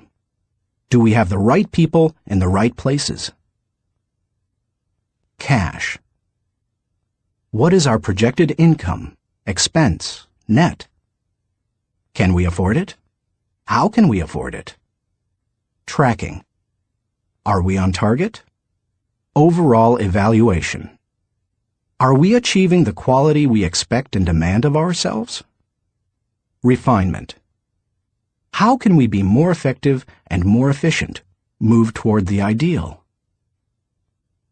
These may not be the only questions you need to ask to begin formulating a strategic plan, but they are certainly a good start. 3. Strategic thinking prompts customization.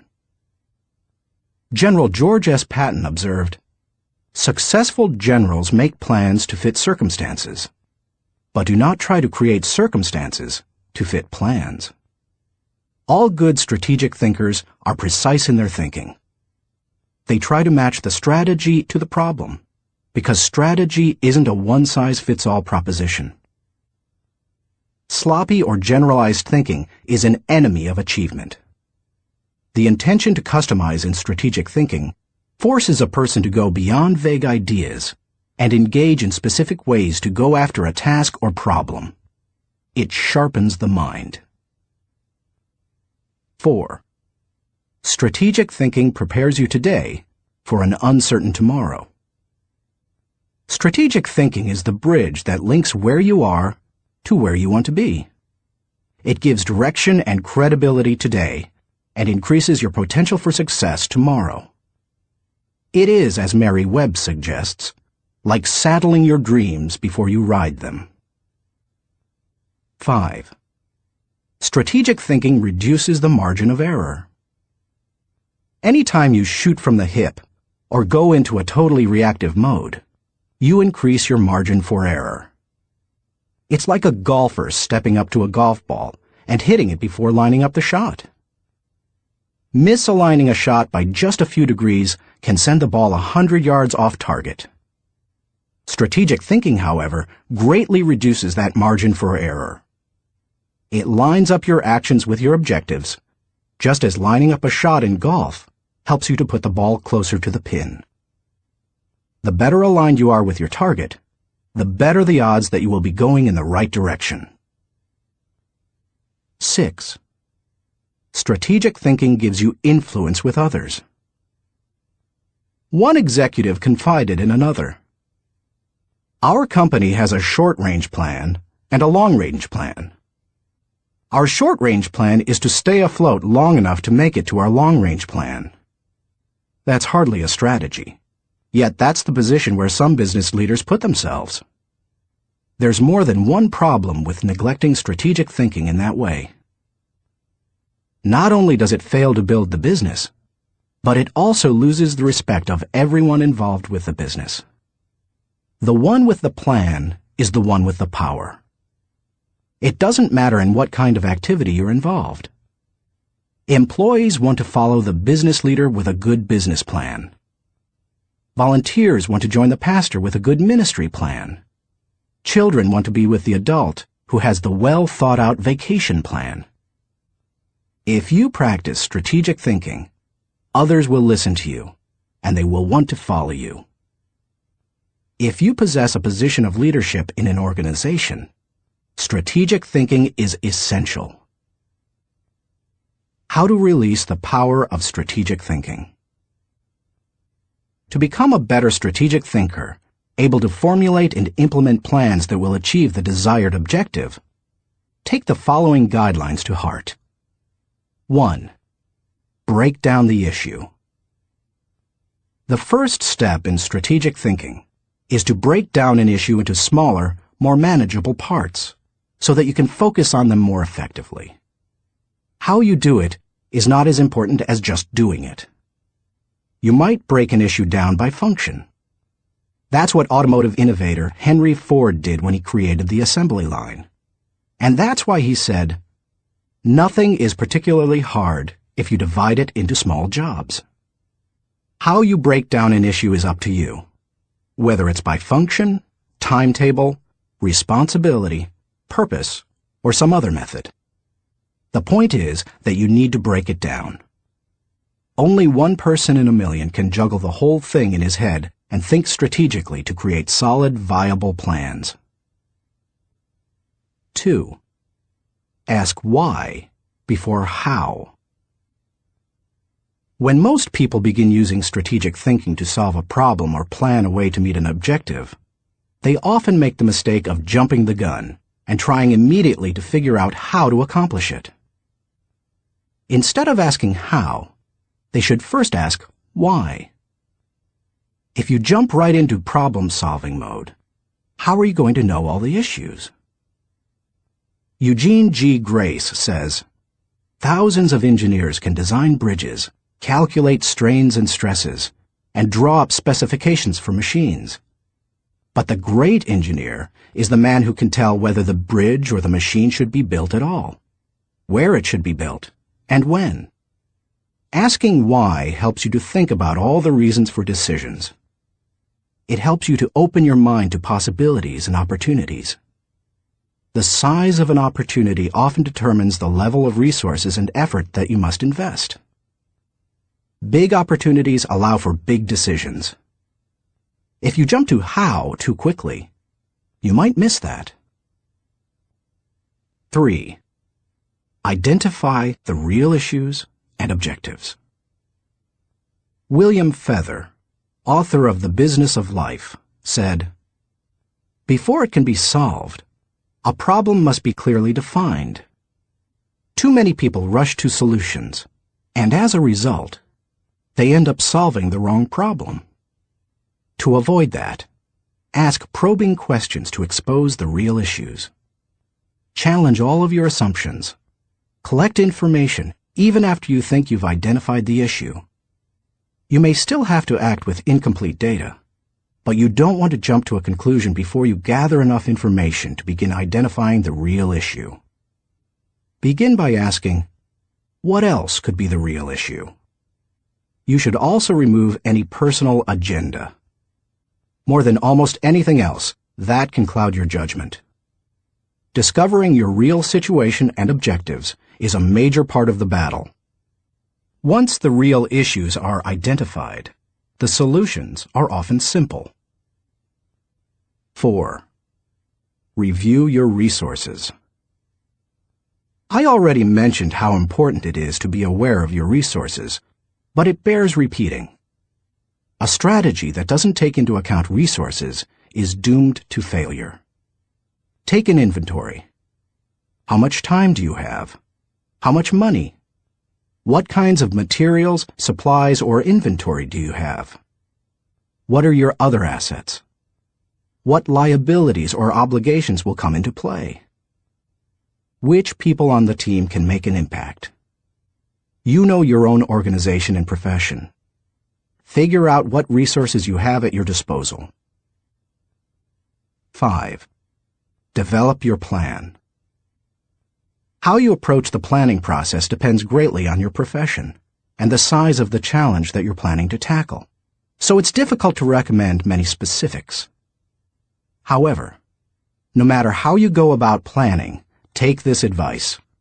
Start with the obvious.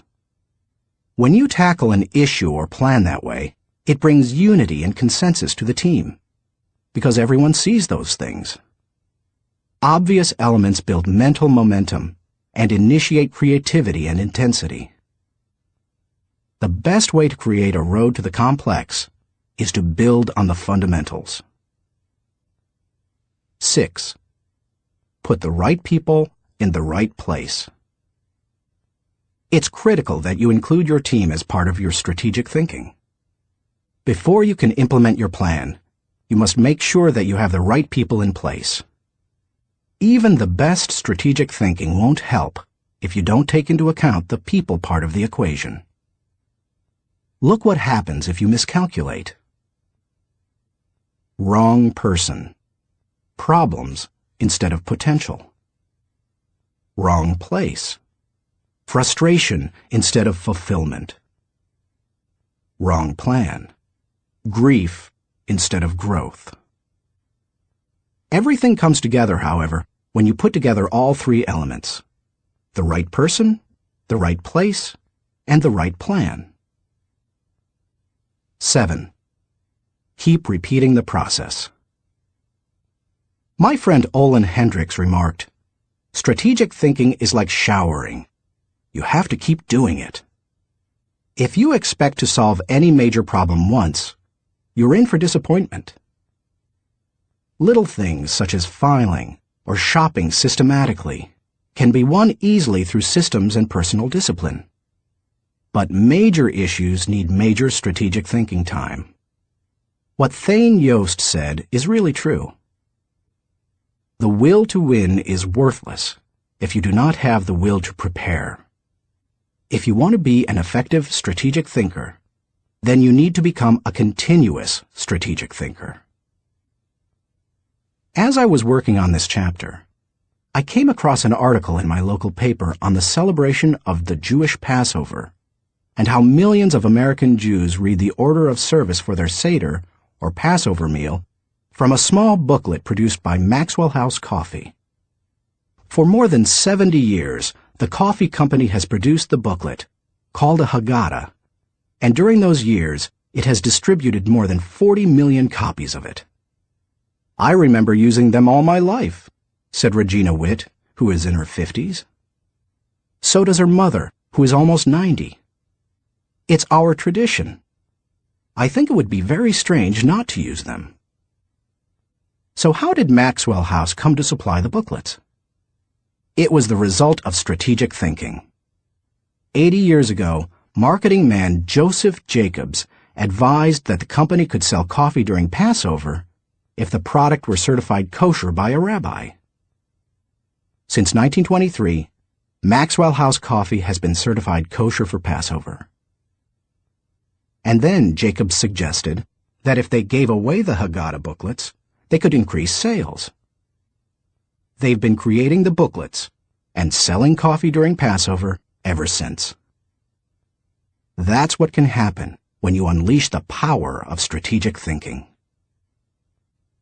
Thinking question. Am I implementing strategic plans that give me direction for today and increase my potential for tomorrow? Chapter 6. Explore possibility thinking. Nothing is so embarrassing as watching someone do something that you said could not be done. Sam Ewing. People who embrace possibility thinking are capable of accomplishing tasks that seem impossible because they believe in solutions. Here are several reasons why you should become a possibility thinker. 1. Possibility thinking increases your possibilities. When you believe you can do something difficult, and you succeed, many doors open for you. When George Lucas succeeded in making Star Wars, despite those who said the special effects he wanted hadn't ever been done, and couldn't be done, many other possibilities opened up to him. Industrial Light and Magic, the company he created to produce those impossible special effects, became a source of revenue to help underwrite his other projects. He was able to produce merchandising tie-ins to his movies, thus bringing in another revenue stream to fund his movie making. But his confidence in doing the difficult has also made a huge impact on other movie makers and a whole new generation of moviegoers. Popular culture writer Chris Salewicz asserts, at first, directly through his own work, and then via the unparalleled influence of ILM, Industrial Light and Magic, George Lucas has dictated for 2 decades the essential broad notion of what is cinema. If you open yourself up to possibility thinking, you open yourself up to many other possibilities. 2. Possibility thinking draws opportunities and people to you. The case of George Lucas helps you to see how being a possibility thinker can create new opportunities and attract people. People who think big attract big people to them. If you want to achieve big things, you need to become a possibility thinker. 3. Possibility thinking increases others' possibilities. Big thinkers who make things happen also create possibilities for others. That happens in part because it's contagious. You can't help but become more confident and think bigger when you're around possibility thinkers. 4. Possibility thinking allows you to dream big dreams. No matter what your profession, possibility thinking can help you to broaden your horizons and dream bigger dreams. Professor David J. Schwartz believes, big thinkers are specialists in creating positive, forward-looking, optimistic pictures in their own minds and in the minds of others. If you embrace possibility thinking, your dreams will go from molehill to mountain size. And because you believe in possibilities, you put yourself in position to achieve them. 5. Possibility thinking makes it possible to rise above average. During the 1970s, when oil prices went through the roof, automobile makers were ordered to make their cars more fuel efficient. One manufacturer asked a group of senior engineers to drastically reduce the weight of cars they were designing. They worked on the problem and searched for solutions, but they finally concluded that making lighter cars couldn't be done, would be too expensive, and would present too many safety concerns. They couldn't get out of the rut of their average thinking. What was the automaker's solution? They gave the problem to a group of less experienced engineers. The new group found ways to reduce the weight of the company's automobiles by hundreds of pounds. Because they thought that solving the problem was possible, it was. Every time you remove the label of impossible from a task, you raise your potential from average to off the charts. 6. Possibility thinking gives you energy. A direct correlation exists between possibility thinking and the level of a person's energy. Who gets energized by the prospect of losing? If you know something can't succeed, how much time and energy are you willing to give it? Nobody goes looking for a lost cause. You invest yourself in what you believe can succeed. When you embrace possibility thinking, you believe in what you're doing, and that gives you energy. 7. Possibility thinking keeps you from giving up. Above all, possibility thinkers believe they can succeed. Dennis Waitley, author of The Psychology of Winning, says, "The winners in life think constantly in terms of I can, I will, and I am. Losers, on the other hand, concentrate their waking thoughts on what they should have done, or what they don't do.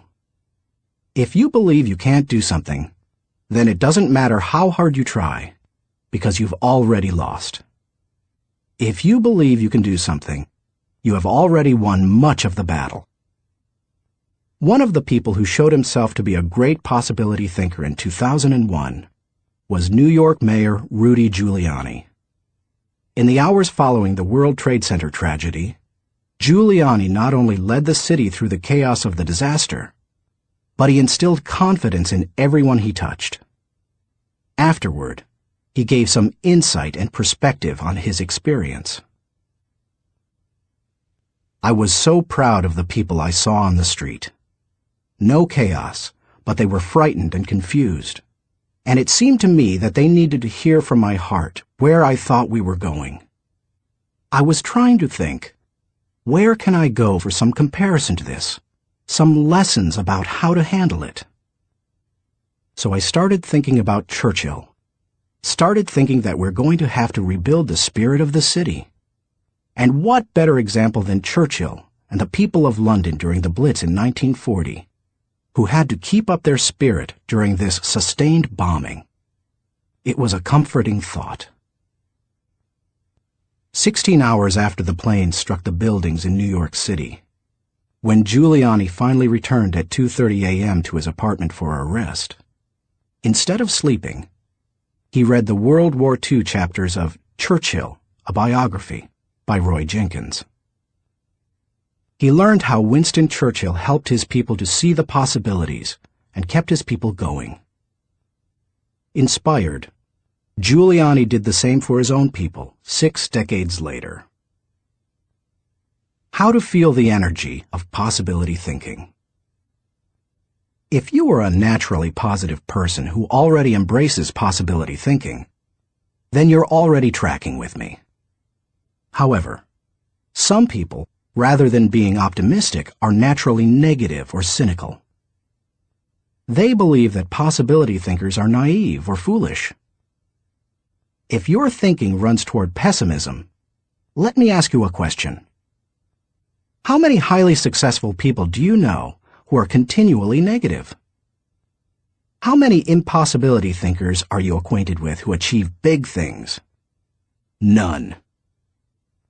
People with an "it can't be done" mindset have two choices. They can expect the worst and continually experience it, or they can change their thinking. That's what George Lucas did. Believe it or not, even though he is a possibility thinker, he is not a naturally positive person. He says, "I'm very cynical, and as a result, I think the defense I have against it is to be optimistic." In other words, he chooses to think positively. He sums it up this way. As corny as it sounds, the power of positive thinking goes a long way.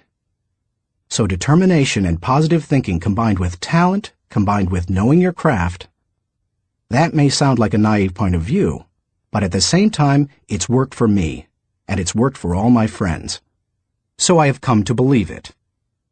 If you want possibility thinking to work for you, then begin by following these suggestions. 1. Stop focusing on the impossibilities. The first step in becoming a possibility thinker is to stop yourself from searching for and dwelling on what's wrong with any given situation. Sports psychologist Bob Rotella recounts, "I tell people, if you don't want to get into positive thinking, that's okay. Just eliminate all the negative thoughts from your mind, and whatever's left will be fine." If possibility thinking is new to you, you're going to have to give yourself a lot of coaching to eliminate some of the negative self-talk you may hear in your head. When you automatically start listing all the things that can go wrong, or all the reasons something can't be done, stop yourself and say, "Don't go there." Then ask, "What's right about this?" That will help to get you started. And if negativity is a really big problem for you, and pessimistic things come out of your mouth before you've even thought them through, you may need to enlist the aid of a friend or family member to alert you every time you utter negative ideas. 2. Stay away from the experts. So-called experts do more to shoot down people's dreams than just about anybody else. Possibility thinkers are very reluctant to dismiss anything as impossible. Rocket pioneer Wernher von Braun said, "I have learned to use the word impossible with the greatest of caution." And Napoleon Bonaparte declared, "The word impossible is not in my dictionary." If you feel you must take the advice of an expert, however, then heed the words of John Andrew Holmes, who asserted, "Never tell a young person that something cannot be done. God may have been waiting centuries for somebody ignorant enough of the impossible to do that thing." If you want to achieve something, give yourself permission to believe it is possible, no matter what experts might say. 3. Look for possibilities in every situation. Becoming a possibility thinker is more than just refusing to let yourself be negative. It's something more. It's looking for positive possibilities despite the circumstances. I recently heard Don Soderquist, former president of Walmart, tell a wonderful story that illustrates how a person can find positive possibilities in any situation. Soderquist had gone with Sam Walton to Huntsville, Alabama, to open several new stores. While there, Walton suggested they visit the competition. Here's what Soderquist said happened. "We went into one store, and I have to tell you that it was the worst store I have ever seen in my life. It was terrible. There were no customers, There was no help on the floor. The aisles were cluttered with merchandise, empty shelves, dirty. It was absolutely terrible. He, Walton, walked one way, and I'd walked the other way, and we'd kind of meet out on the sidewalk. He said, "What'd you think, Don?" I said, "Sam, that is the absolutely worst store I've ever seen in my life. I mean, did you see the aisles?" He said, "Don, did you see the pantyhose rack?" I said, "No, I didn't, Sam." "I must have gone on a different aisle than you. I didn't see that." He said, "That was the best pantyhose rack I've ever seen, Don." And he said, "I pulled the fixture out, and on the back was the name of the manufacturer. When we get back, I want you to call that manufacturer and have him come in and visit with our fixture people. I want to put that rack in our stores. It's absolutely the best I've ever seen." And he said next, "Did you see the ethnic cosmetics?" I said, "Sam, that must have been right next to the pantyhose rack, because I absolutely missed that." He said, "Don, do you realize that in our stores we have 4 feet of ethnic cosmetics? These people had 12 feet of it. We are absolutely missing the boat.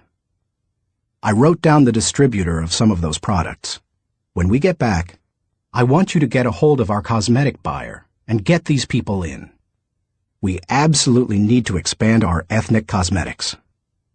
Now, Sam Walton didn't hit me on the head and say, "Don, now what lesson did you learn from this?" He had already hit me on the head by looking for the good, looking how to improve, striving for excellence. It's so easy to go and look at what other people do badly. But one of the leadership characteristics of vision that he showed me, and I'll never forget it, is look for the good in what other people are doing and apply it. It doesn't take a genius IQ or 20 years of experience to find the possibility in every situation. All it takes is the right attitude, and anybody can cultivate that. 4. Dream one size bigger. One of the best ways to cultivate a possibility mindset is to prompt yourself to dream one size bigger than you normally do. Let's face it, most people dream too small. They don't think big enough. Henry Curtis advises, "Make your plans as fantastic as you like, because 25 years from now, they will seem mediocre. Make your plans 10 times as great as you first planned, and 25 years from now, you will wonder why you did not make them 50 times as great." If you push yourself to dream more expansively, to imagine your organization one size bigger, to make your goals at least a step beyond what makes you comfortable, you will be forced to grow. And it will set you up to believe in greater possibilities. 5. Question the status quo. Most people want their lives to keep improving, yet they value peace and stability at the same time. People often forget that you can't improve and still stay the same. Growth means change. Change requires challenging the status quo. If you want greater possibilities, you can't settle for what you have now. When you become a possibility thinker, you will face many people who will want you to give up your dreams and embrace the status quo. Achievers refuse to accept the status quo. As you begin to explore greater possibilities for yourself, your organization, or your family, and others challenge you for it, take comfort in knowing that right now as you read this, other possibility thinkers across the country and around the world are thinking about curing cancer, developing new energy sources, feeding hungry people, and improving quality of life. They are challenging the status quo against the odds, and you should too. 6. Find inspiration from great achievers. You can learn a lot about possibility thinking by studying great achievers. I mentioned George Lucas in this chapter. Perhaps he doesn't appeal to you, or you don't like the movie industry. Personally, I'm not a big science fiction fan, but I admire Lucas as a thinker, creative visionary, and business person. Find some achievers you admire and study them. Look for people with the attitude of Robert F. Kennedy, who popularized George Bernard Shaw's stirring statement. Some men see things as they are and say, "Why?" I dream of things that never were and say, "Why not?" I know possibility thinking isn't in style with many people. So call it what you like. The will to succeed, belief in yourself, confidence in your ability, faith. It's really true. People who believe that they can't, don't. But if you believe you can, you can. That's the power of possibility thinking. Thinking question. Am I unleashing the enthusiasm of possibility thinking to find solutions for even seemingly impossible situations? Chapter 7. Learn from reflective thinking. To doubt everything, or to believe everything, are two equally convenient solutions. Both dispense with the necessity of reflection. Jules-Henri Poincaré. The pace of our society does not encourage reflective thinking. Most people would rather act than think. Now, don't get me wrong. I'm a person of action. I have very high energy, and I like to see things accomplished. But I'm also a reflective thinker. Reflective thinking is like the crock pot of the mind. It encourages your thoughts to simmer until they're done. As I go through this process, my goal is to reflect so that I might learn from my successes and mistakes, discover what I should try to repeat, and determine what I should change. It is always a valuable exercise. By mentally visiting past situations, you can think with greater understanding. 1. Reflective thinking gives you true perspective. When our children were young and still lived at home, we used to take them on wonderful vacations every year. When we got home, they always knew that I was going to ask them two questions. What did you like best, and what did you learn? It didn't matter whether we went to Walt Disney World or Washington, D.C. I always asked those questions. Why? Because I wanted them to reflect on their experiences. Children don't naturally grasp the value or cost of an experience unless prompted. They take things for granted. I wanted my children to appreciate our trips and to learn from them. When you reflect, you are able to put an experience into perspective. You are able to evaluate its timing, and you are able to gain a new appreciation for things that before went unnoticed. Most people are able to recognize the sacrifices of their parents or other people only when they become parents themselves. That's the kind of perspective that comes with reflection. 2. Reflective thinking gives emotional integrity to your thought life. Few people have good perspective in the heat of an emotional moment. Most individuals who enjoy the thrill of an experience try to go back and recapture it without first trying to evaluate it. It's one of the reasons our culture produces so many thrill seekers. Likewise, those who survive a traumatic experience usually avoid similar situations at all costs, which sometimes ties them into emotional knots. Reflective thinking enables you to distance yourself from the intense emotions of particularly good or bad experiences and see them with fresh eyes. You can see the thrills of the past in the light of emotional maturity and examine tragedies in the light of truth and logic. That process can help a person to stop carrying around a bunch of negative emotional baggage. President George Washington observed, "We ought not to look back unless it is to derive useful lessons from past errors, and for the purpose of profiting by dearly bought experience. Any feeling that can stand up to the light of truth and can be sustained over time has emotional integrity and is therefore worthy of your mind and heart." 3. Reflective thinking increases your confidence in decision-making. Have you ever made a snap judgment and later wondered if you did the right thing? Everybody has. Reflective thinking can help to diffuse that doubt. It also gives you confidence for the next decision. Once you've reflected on an issue, you don't have to repeat every step of the thinking process when you're faced with it again. You've got mental road markers from having been there before. That compresses and speeds up thinking time, and it gives you confidence. And over time, it can also strengthen your intuition. 4. Reflective thinking clarifies the big picture. When you engage in reflective thinking, you can put ideas and experiences into a more accurate context.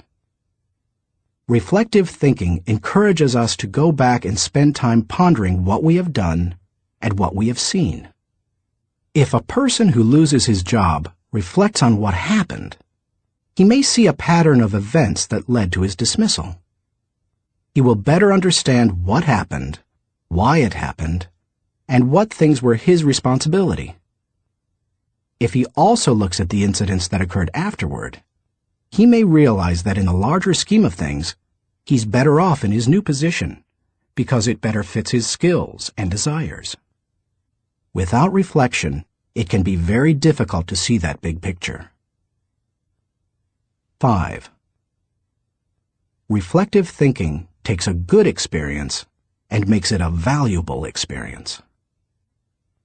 When you were just starting out in your career, did it seem that few people were willing to give someone without experience an opportunity?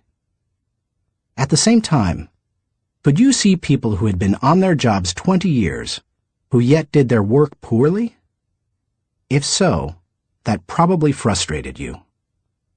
Playwright William Shakespeare wrote, "Experience is a jewel, and it had need be so, for it is often purchased at an infinite rate." Yet experience alone does not add value to a life. It's not necessarily experience that is valuable. It's the insight people gain because of their experience. Reflective thinking turns experience into insight.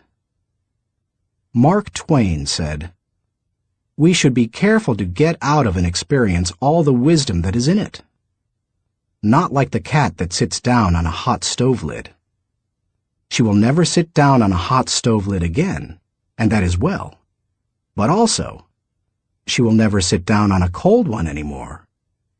An experience becomes valuable when it informs or equips us to meet new experiences. Reflective thinking helps to do that. How to embrace the lessons of reflective thinking.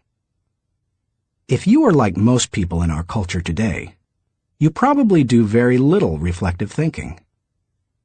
If that's the case, it may be holding you back more than you think.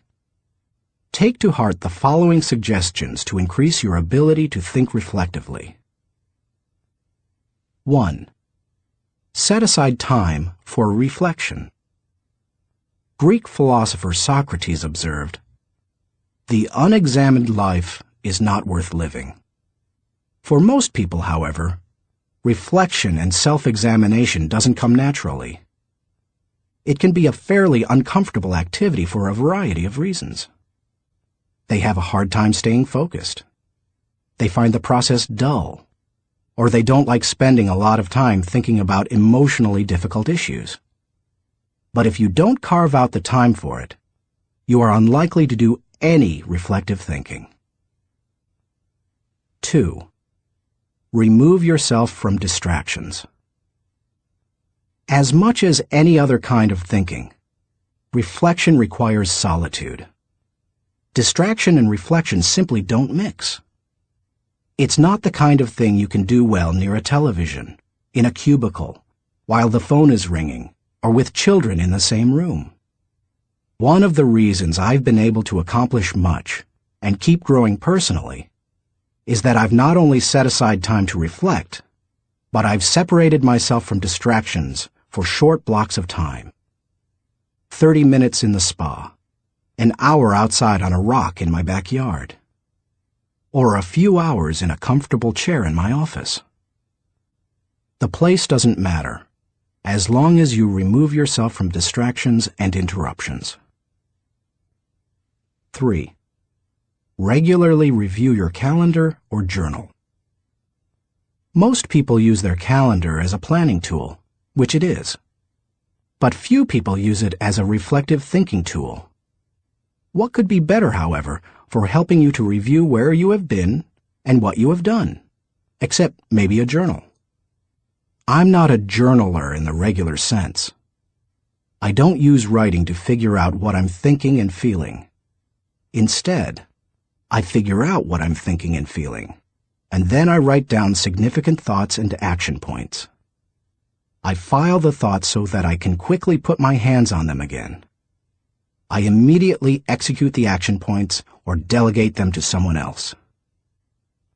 Calendars and journals remind you of how you've spent your time, show you whether your activities match your priorities, and help you see whether you are making progress. They also offer you an opportunity to recall activities that you might not have had the time to reflect on previously. Some of the most valuable thoughts you've ever had may have been lost because you didn't give yourself the reflection time you needed. 4. Ask the right questions. The value you receive from reflecting will depend on the kinds of questions you ask yourself. The better the questions, the more gold you will mine from your thinking. When I reflect, I think in terms of my values, relationships, and experiences. Here are some sample questions. Personal growth. What have I learned today that will help me grow?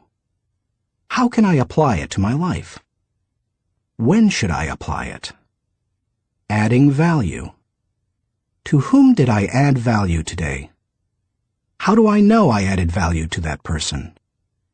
Can I follow up and compound the positive benefit he or she received? Leadership.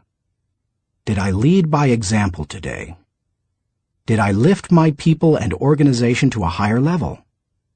What did I do, and how did I do it? Personal faith. Did I represent God well today? Did I practice the golden rule? Have I walked the second mile with someone? Marriage and family. Did I communicate love to my family today? How did I show that love? Did they feel it? Did they return it? Inner circle. Have I spent enough time with my key players? What can I do to help them be more successful? In what areas can I mentor them? Discoveries. What did I encounter today to which I need to give more thinking time? Are there lessons to be learned? Are there things to be done? How you organize your reflection time is up to you. You may want to adapt my pattern to your own values. Or you can try a system that my friend Dick Biggs uses. He creates 3 columns on a sheet of paper. Year, turning point, impact. This system is good for reflecting on the bigger picture. Dick used it to see patterns in his life, such as when he moved to Atlanta and was encouraged by a new teacher to write. You could just as easily write event, significance, and action point on a page to help you benefit from reflective thinking. The main thing is to create questions that work for you and write down any significant thoughts that come to you during the reflection time. 5. Cement your learning through action. Writing down the good thoughts that come out of your reflective thinking has value. But nothing helps you to grow like putting your thoughts into action. To do that, you must be intentional. When you read a good book, for example, there are always good thoughts, quotes, or lessons that you can take away from it and use yourself. I always mark the takeaways in a book and then reread them when I'm done with the book. When I listen to a message, I record the takeaways so that I can file them for future use. When I go to a seminar, I take good notes, and I use a system of symbols to cue me to do certain things. An arrow pointing to the right means to look at this material again. An asterisk next to the marked section means to file it according to the subject noted. An open bracket means that I want to use what's marked in a lecture or book. An arrow pointing up means this idea will take off if I work at it. When most people go to a conference or seminar, they enjoy the experience, listen to the speakers, and sometimes even take notes. But nothing happens after they go home. They like many of the concepts they hear, but when they close their notebooks, they don't think about them again. When that happens, they receive little more than a temporary surge of motivation. When you go to a conference, revisit what you heard, reflect on it, and then put it into action, it can change your life. Ultimately, reflective thinking has three main values. It gives me perspective within context. It allows me to continually connect with my journey. And it provides counsel and direction concerning my future. It is an invaluable tool to my personal growth. Few things in life can help me learn and improve the way reflective thinking can. Thinking question. Am I regularly revisiting the past to gain a true perspective and think with understanding? Chapter 8. Question popular thinking. I'm not an answering machine. I'm a questioning machine. If we have all the answers, how come we're in such a mess? Douglas Cardinal. Economist John Maynard Keynes, whose ideas profoundly influenced economic theory and practices in the 20th century, asserted, "The difficulty lies not so much in developing new ideas as in escaping from the old ones." Going against popular thinking can be difficult, whether you're a business person bucking company tradition, a pastor introducing new types of music to his church, a new mother rejecting old wives' tales handed down from her parents, or a teenager ignoring currently popular styles. Many of the ideas in this book go against popular thinking. If you value popularity over good thinking, then you will severely limit your potential to learn the types of thinking encouraged by this book. Popular thinking is too average to understand the value of good thinking, too inflexible to realize the impact of changed thinking, too lazy to master the process of intentional thinking, too small to see the wisdom of big-picture thinking, too satisfied to unleash the potential of focused thinking, too traditional to discover the joy of creative thinking, too naive to recognize the importance of realistic thinking, too undisciplined to release the power of strategic thinking, too limiting to feel the energy of possibility thinking, too trendy to embrace the lessons of reflective thinking, too shallow to question the acceptance of popular thinking, too proud to encourage the participation of shared thinking, too self-absorbed to experience the satisfaction of unselfish thinking, and too uncommitted to enjoy the return of bottom-line thinking. If you want to become a good thinker, then start preparing yourself for the possibility of becoming unpopular. Why you should question the acceptance of popular thinking. I've given you some broad reasons for questioning the acceptance of popular thinking. Now, allow me to be more specific. 1. Popular thinking sometimes means not thinking. My friend Kevin Myers sums up the idea of popular thinking by saying, "The problem with popular thinking is that it doesn't require you to think at all. Good thinking is hard work. If it were easy, everybody would be a good thinker. Unfortunately, many people try to live life the easy way. They don't want to do the hard work of thinking or pay the price of success. It's easier to do what other people do and hope that they thought it out." Look at the stock market recommendations of some experts. By the time they publish their picks, most are following a trend, not creating one or even riding its crest. The people who are going to make money on the stocks they recommend have already done so by the time the general public hears about it. When people blindly follow a trend, they're not doing their own thinking. 2. Popular thinking offers false hope. Benno Muller-Hill, a professor in the University of Cologne Genetics Department, tells how one morning in high school he stood last in a line of 40 students in the schoolyard. His physics teacher had set up a telescope so that his students could view a planet and its moons. The first student stepped up to the telescope.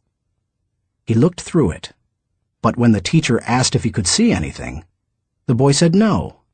His nearsightedness hampered his view. The teacher showed him how to adjust the focus, and the boy finally said he could see the planet and moons. One by one, the students stepped up to the telescope and saw what they were supposed to see. Finally, the second-to-last student looked into the telescope and announced that he could not see anything. "You idiot," shouted the teacher. "You have to adjust the lenses." The student tried, but he finally said, "I still can't see anything. It is all black." The teacher, disgusted, looked through the telescope himself, and then looked up with a strange expression.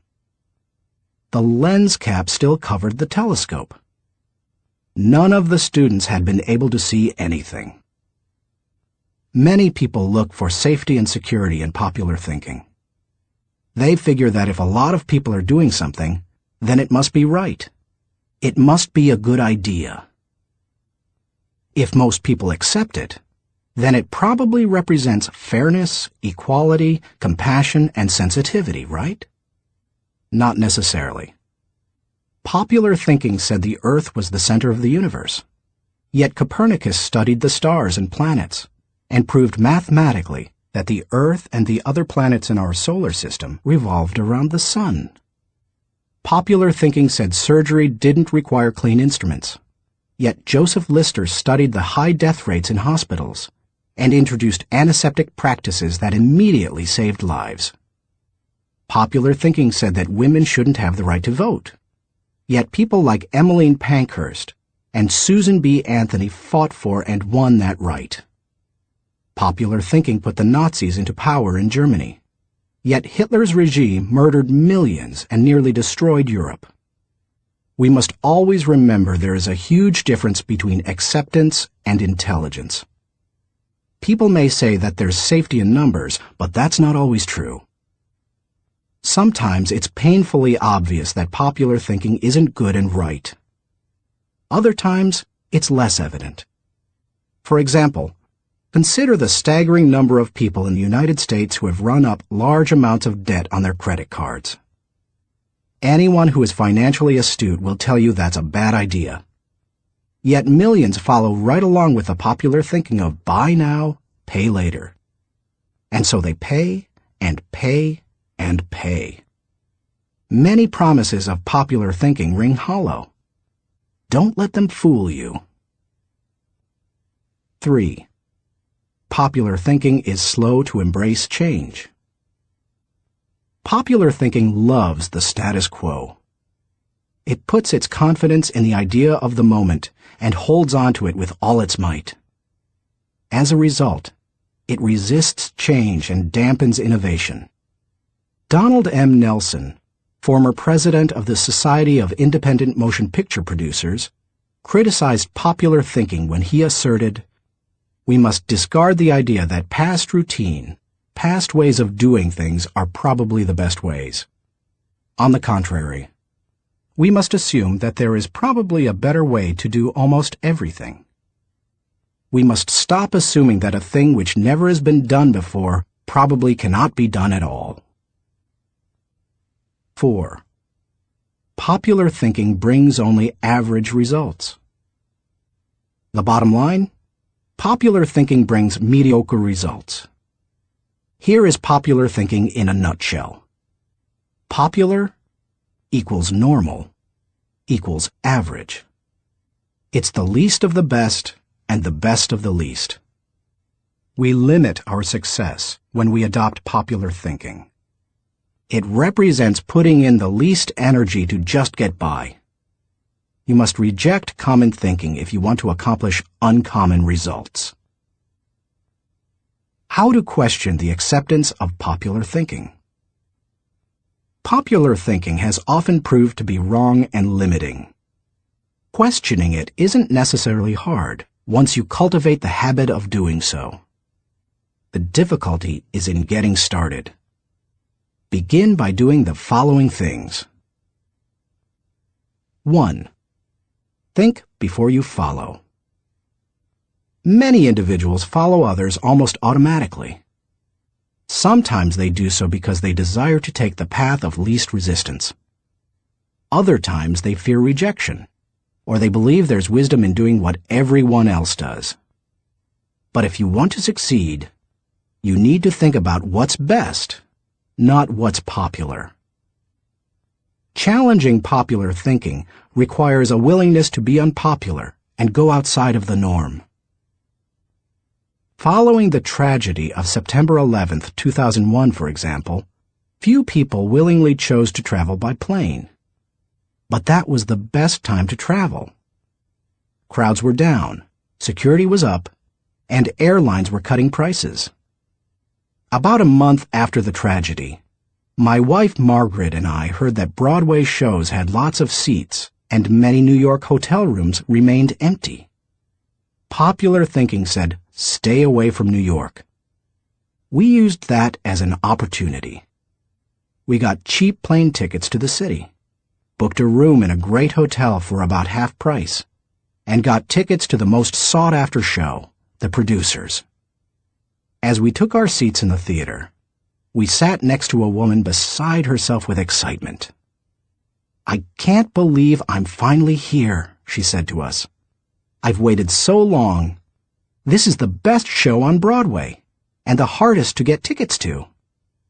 Then she turned to look me in the eye and said, "I've had my tickets for a year and a half waiting to see this show. How long ago did you get yours?" "You won't like my answer," I replied. "Oh, come on," she said. "How long?" "I got mine 5 days ago," I answered. She looked at us in horror. By the way, she was right. It's one of the best shows we've seen in a while. And we got to see it only because we were willing to go against popular thinking when everyone else was staying at home. As you begin to think against the grain of popular thinking, remind yourself that unpopular thinking, even when resulting in success, is largely underrated, unrecognized, and misunderstood. Unpopular thinking contains the seeds of vision and opportunity. Unpopular thinking is required for all progress.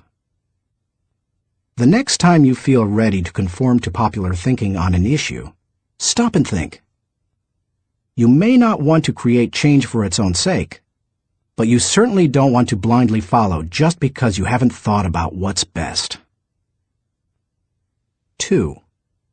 Appreciate thinking different from your own. One of the ways to embrace innovation and change is to learn to appreciate how others think. To do that, you must continually expose yourself to people different from yourself. My brother, Larry Maxwell, a good businessman and an innovative thinker, continually challenges popular thinking by thinking differently. He says, most of our people in sales and middle management come from businesses with products and services different from ours. That constantly exposes us to new ways of thinking. We also discourage our people from active participation in formal business and trade associations and fraternities because their thinking is quite common. They don't need to spend a lot of time thinking the way everyone else in the industry does. As you strive to challenge popular thinking, spend time with people with different backgrounds, education levels, professional experiences, personal interests, etc. You will think like the people with whom you spend the most time. If you spend time with people who think out of the box, you're more likely to challenge popular thinking and break new ground. 3. Continually question your own thinking. Let's face it, any time we find a way of thinking that works, one of our greatest temptations is to go back to it repeatedly, even if it no longer works well. The greatest enemy to tomorrow's success is sometimes today's success. My friend Andy Stanley recently taught a leadership lesson at Enjoy's Catalyst Conference called Challenging the Process. He described how progress must be preceded by change, and he pointed out many of the dynamics involved in questioning popular thinking. In an organization, he said, we should remember that every tradition was originally a good idea, and perhaps even revolutionary. But every tradition may not be a good idea for the future. In your organization, if you were involved in putting into place what currently exists, then it's likely that you will resist change, even change for the better. That's why it's important to challenge your own thinking. If you're too attached to your own thinking and how everything is done now, then nothing will change for the better. 4. Try new things in new ways. When was the last time you did something for the first time? Do you avoid taking risks or trying new things? One of the best ways to get out of the rut of your own thinking is to innovate. You can do that in little everyday ways. Drive to work a different way from normal. Order an unfamiliar dish at your favorite restaurant. Ask a different colleague to help you with a familiar project. Take yourself off of autopilot. Unpopular thinking asks questions and seeks options. In 1997, my 3 companies moved to Atlanta, Georgia. It's a great city, but traffic at peak times can get crazy. Immediately after moving here, I began looking for and testing alternative routes to desired destinations so that I would not be caught in traffic. From my house to the airport, for example, I have discovered and used 9 routes within 8 miles and 12 minutes from one another. Often, I am amazed to see people sitting on the freeway when they could be moving forward on an alternative route. What is the problem? Too many people have not tried new things in new ways. It is true. Most people are more satisfied with old problems than committed to finding new solutions. How you go about doing new things in new ways is not as important as making sure you do it. Besides, if you try to do new things in the same way that everyone else does, are you really going against popular thinking? Get out there and do something different today. 5. Get used to being uncomfortable. When it comes right down to it, popular thinking is comfortable. It's like an old recliner adjusted to all the owner's idiosyncrasies. The problem with most old recliners is that no one has looked at them lately. If so, they'd agree that it's time to get a new one. If you want to reject popular thinking in order to embrace achievement, you'll have to get used to being uncomfortable. If you embrace unpopular thinking, and make decisions based on what works best and what is right, rather than what is commonly accepted, know this: in your early years, you won't be as wrong as people think you are. In your later years, you won't be as right as people think you are. And all through the years, you will be better than you thought you could be.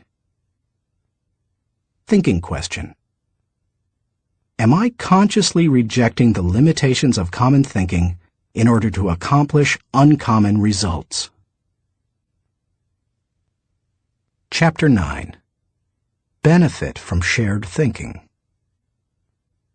None of us is as smart as all of us. Ken Blanchard. Good thinkers, especially those who are also good leaders, understand the power of shared thinking. They know that when they value the thoughts and ideas of others, they receive the compounding results of shared thinking and accomplish more than they ever could on their own. Those who participate in shared thinking understand the following. 1. Shared thinking is faster than solo thinking. We live in a truly fast-paced world. To function at its current rate of speed, we can't go it alone. I think the generation of young men and women just entering the workforce sense that very strongly. Perhaps that is why they value community so highly, and are more likely to work for a company they like than one that pays them well. Working with others is like giving yourself a shortcut. If you want to learn a new skill quickly, how do you do it? Do you go off by yourself and figure it out? Or do you get someone to show you how? You can always learn more quickly from someone with experience, whether you're trying to learn how to use a new software package, develop your golf swing, or cook a new dish. 2. Shared thinking is more innovative than solo thinking. We tend to think of great thinkers and innovators as soloists. But the truth is that the greatest innovative thinking doesn't occur in a vacuum. Innovation results from collaboration. Albert Einstein once remarked, "Many times a day, I realize how much my own outer and inner life is built upon the labors of my fellow men, both living and dead, and how earnestly I must exert myself in order to give in return as much as I have received." Shared thinking leads to greater innovation, whether you look at the work of researchers Marie and Pierre Curie, surrealists Luis Buñuel and Salvador Dali, or songwriters John Lennon and Paul McCartney. If you combine your thoughts with the thoughts of others, you will come up with thoughts you've never had. 3. Shared thinking brings more maturity than solo thinking. As much as we would like to think that we know it all, each of us is probably painfully aware of our blind spots and areas of inexperience. When I first started out as a pastor, I had dreams and energy, but little experience. To try to overcome that, I attempted to get several high-profile pastors of growing churches to share their thinking with me.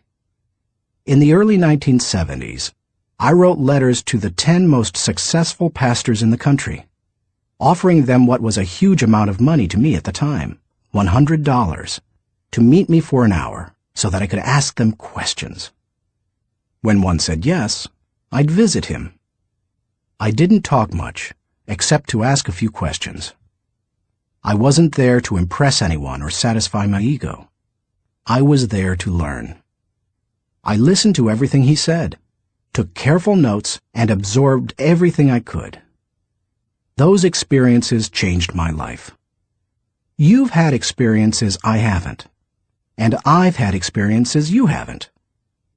Put us together, and we bring a broader range of personal history, and therefore maturity, to the table.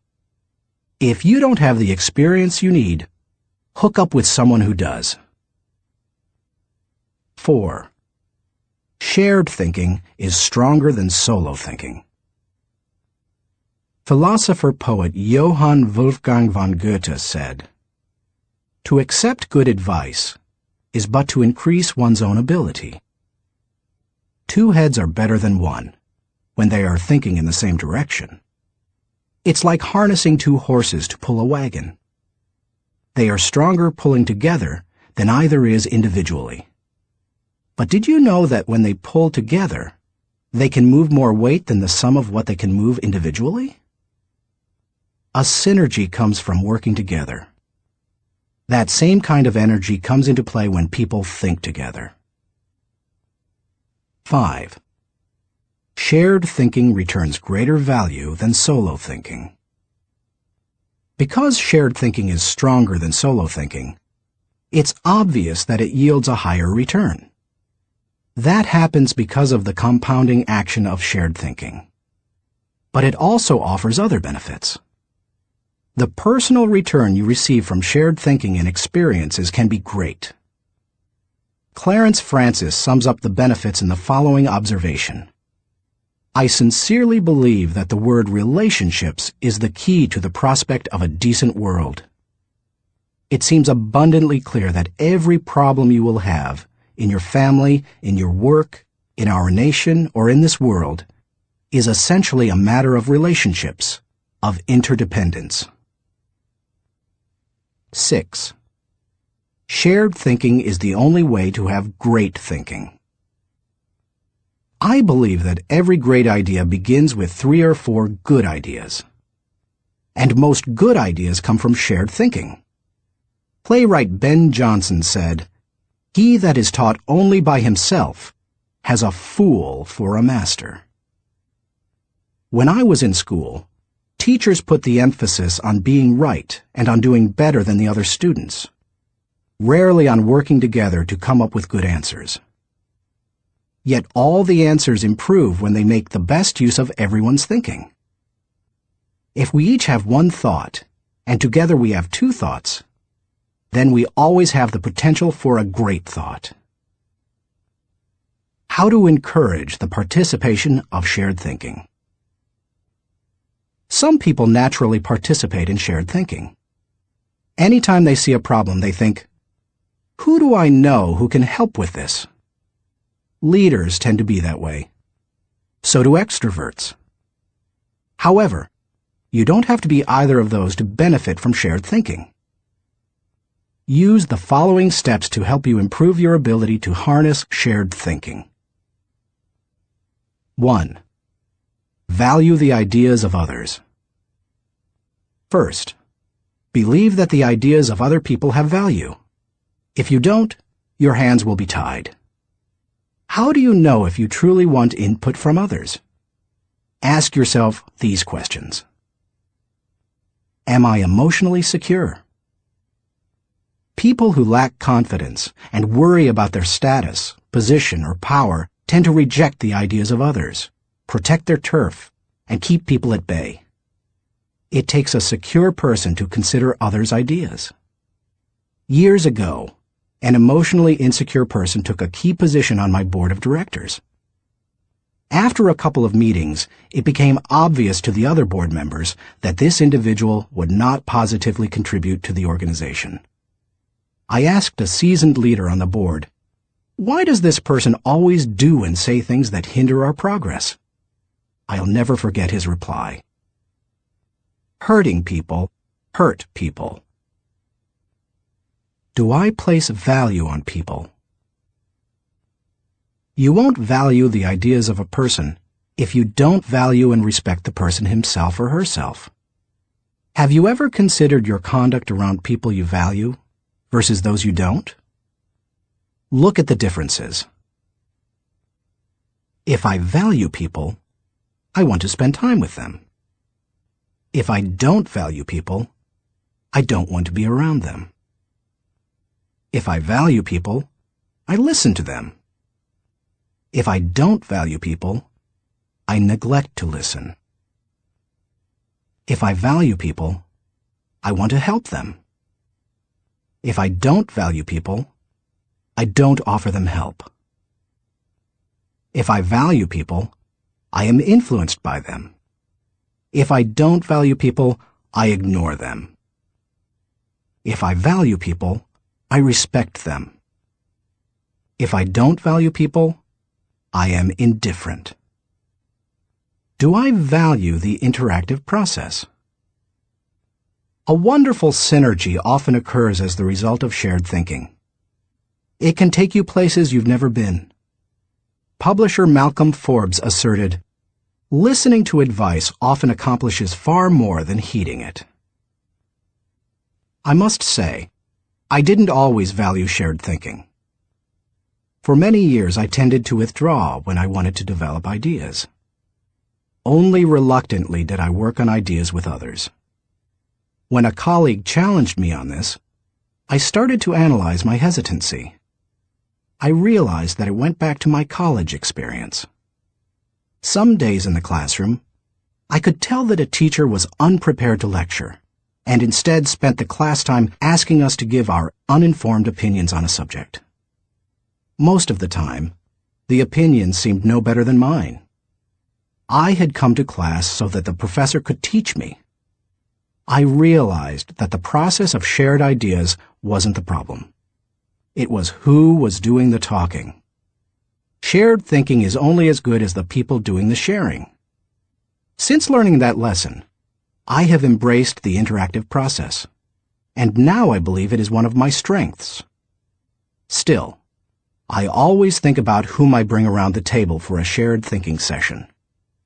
I'll tell you my guidelines for whom I invite later in this chapter.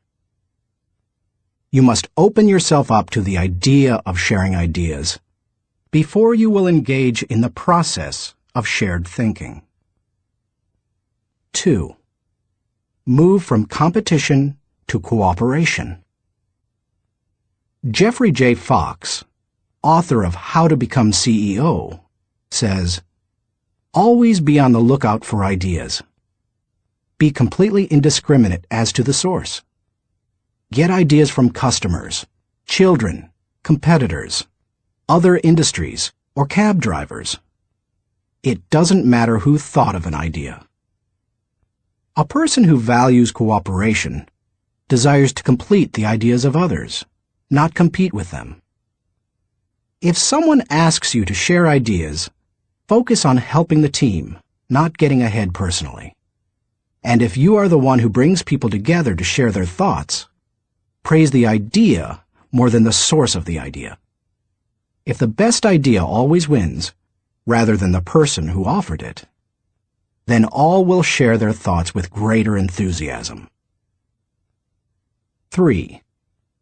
Have an agenda when you meet. I enjoy spending time with certain people, whether we discuss ideas or not. My wife Margaret, my children, my grandchildren, my parents. Though we often do discuss ideas, it doesn't bother me if we don't. We are family. When I spend time with nearly anyone else in my life, however, I have an agenda. I know what I want to accomplish. The more I respect the wisdom of the person, the more I listen.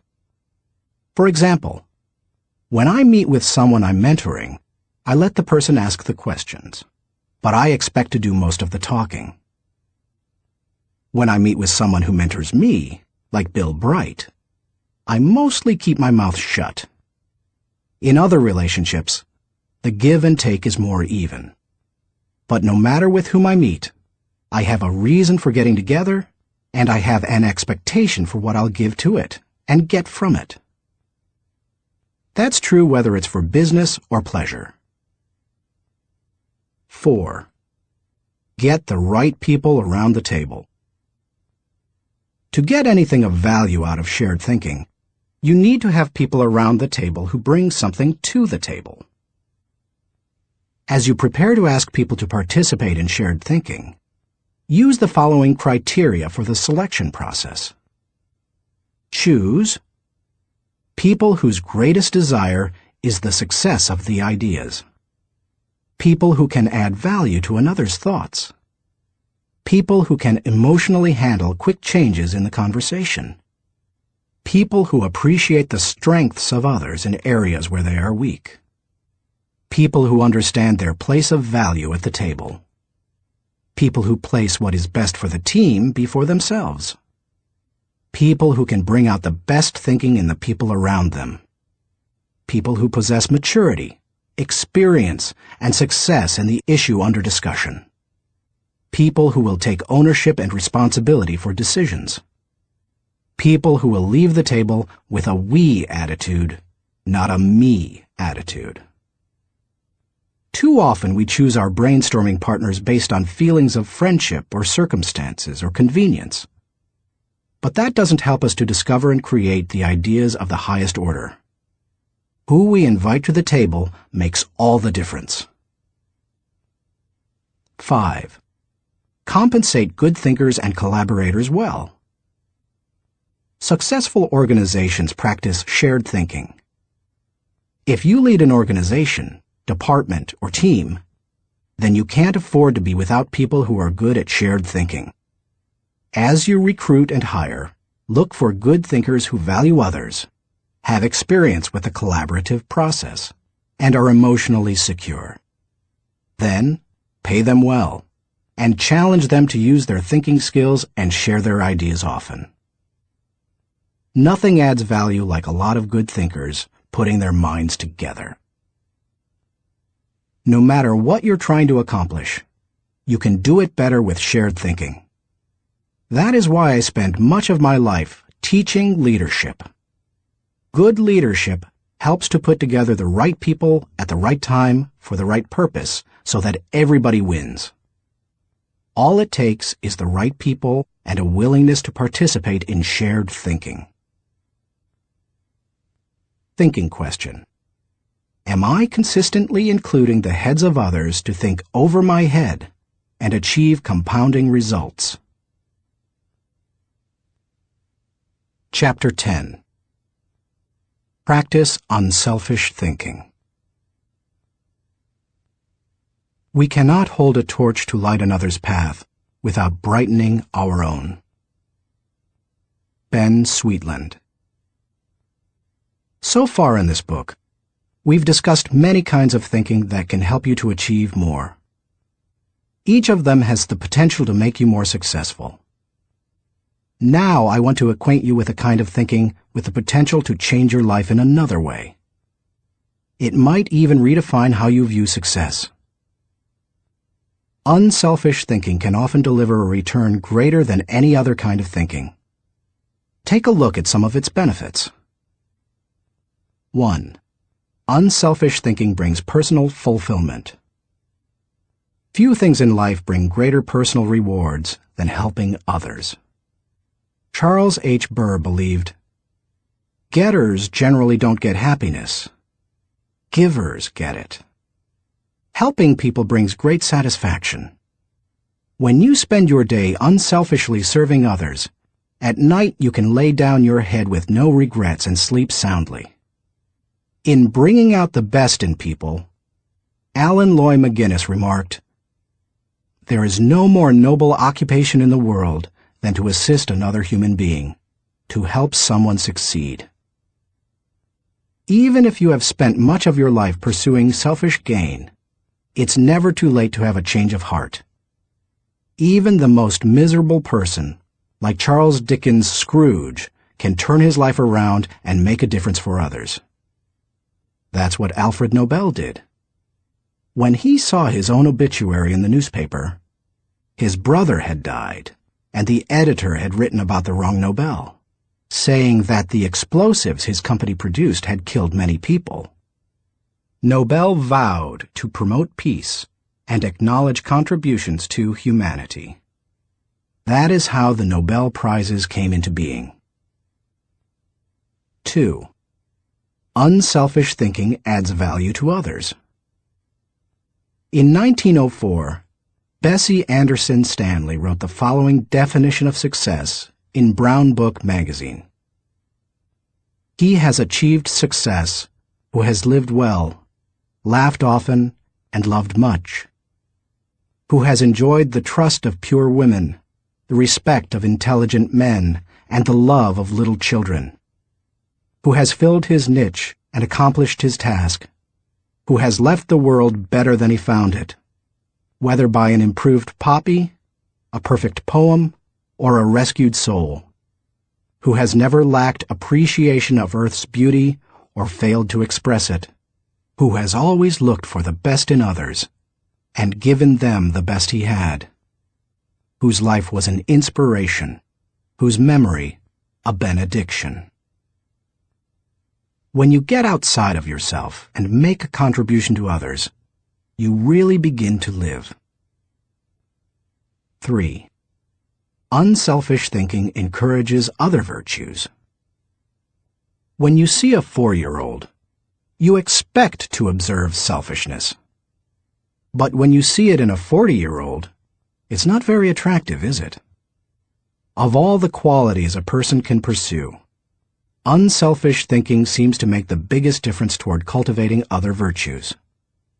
I think that's because the ability to give unselfishly is so difficult. It goes against the grain of human nature. But if you can learn to think unselfishly and become a giver, then it becomes easier to develop many other virtues: gratitude, love, respect, patience, discipline, etc. 4. Unselfish thinking increases quality of life. The spirit of generosity created by unselfish thinking gives people an appreciation for life and an understanding of its higher values. Seeing those in need and giving to meet that need puts a lot of things into perspective. It increases the quality of life of the giver and the receiver. That's why I believe that there is no life as empty as the self-centered life. There is no life as centered as the self-empty life. If you want to improve your world, then focus your attention on helping others. 5.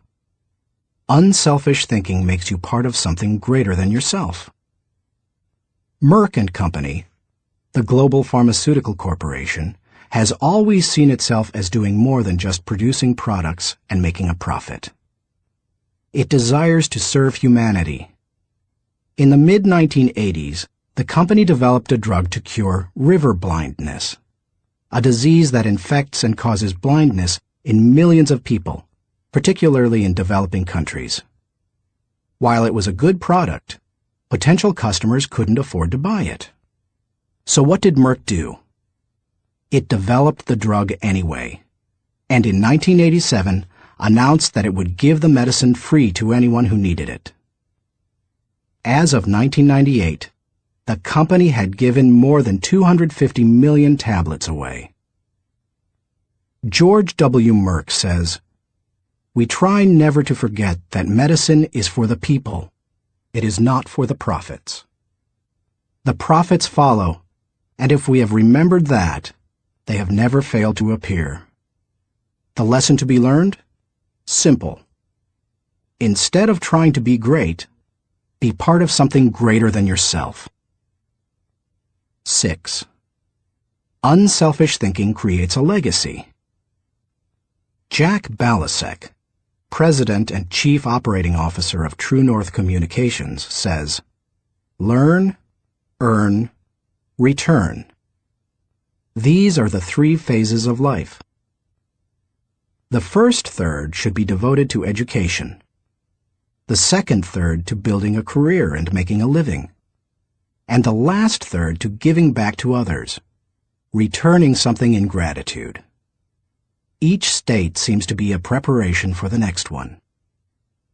If you are successful, it becomes possible for you to leave an inheritance for others.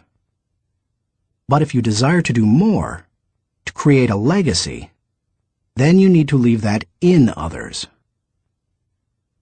When you think unselfishly and invest in others, you gain the opportunity to create a legacy that will outlive you. How to experience the satisfaction of unselfish thinking.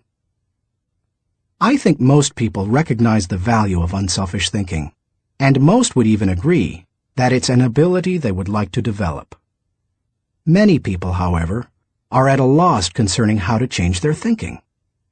To begin cultivating the ability to think unselfishly, I recommend that you do the following.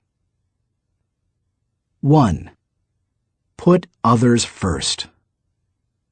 The process begins with realizing that everything is not about you. That requires humility and a shift in focus. In The Power of Ethical Management, Ken Blanchard and Norman Vincent Peale wrote, "People with humility don't think less of themselves. They just think of themselves less." If you want to become less selfish in your thinking, then you need to stop thinking about your wants and begin focusing on others' needs. Paul the Apostle exhorted, "Do nothing out of selfish ambition or vain conceit, but in humility consider others better than yourselves." Each of you should look not only to your own interests, but also to the interests of others. Make a mental and emotional commitment to look out for the interests of others.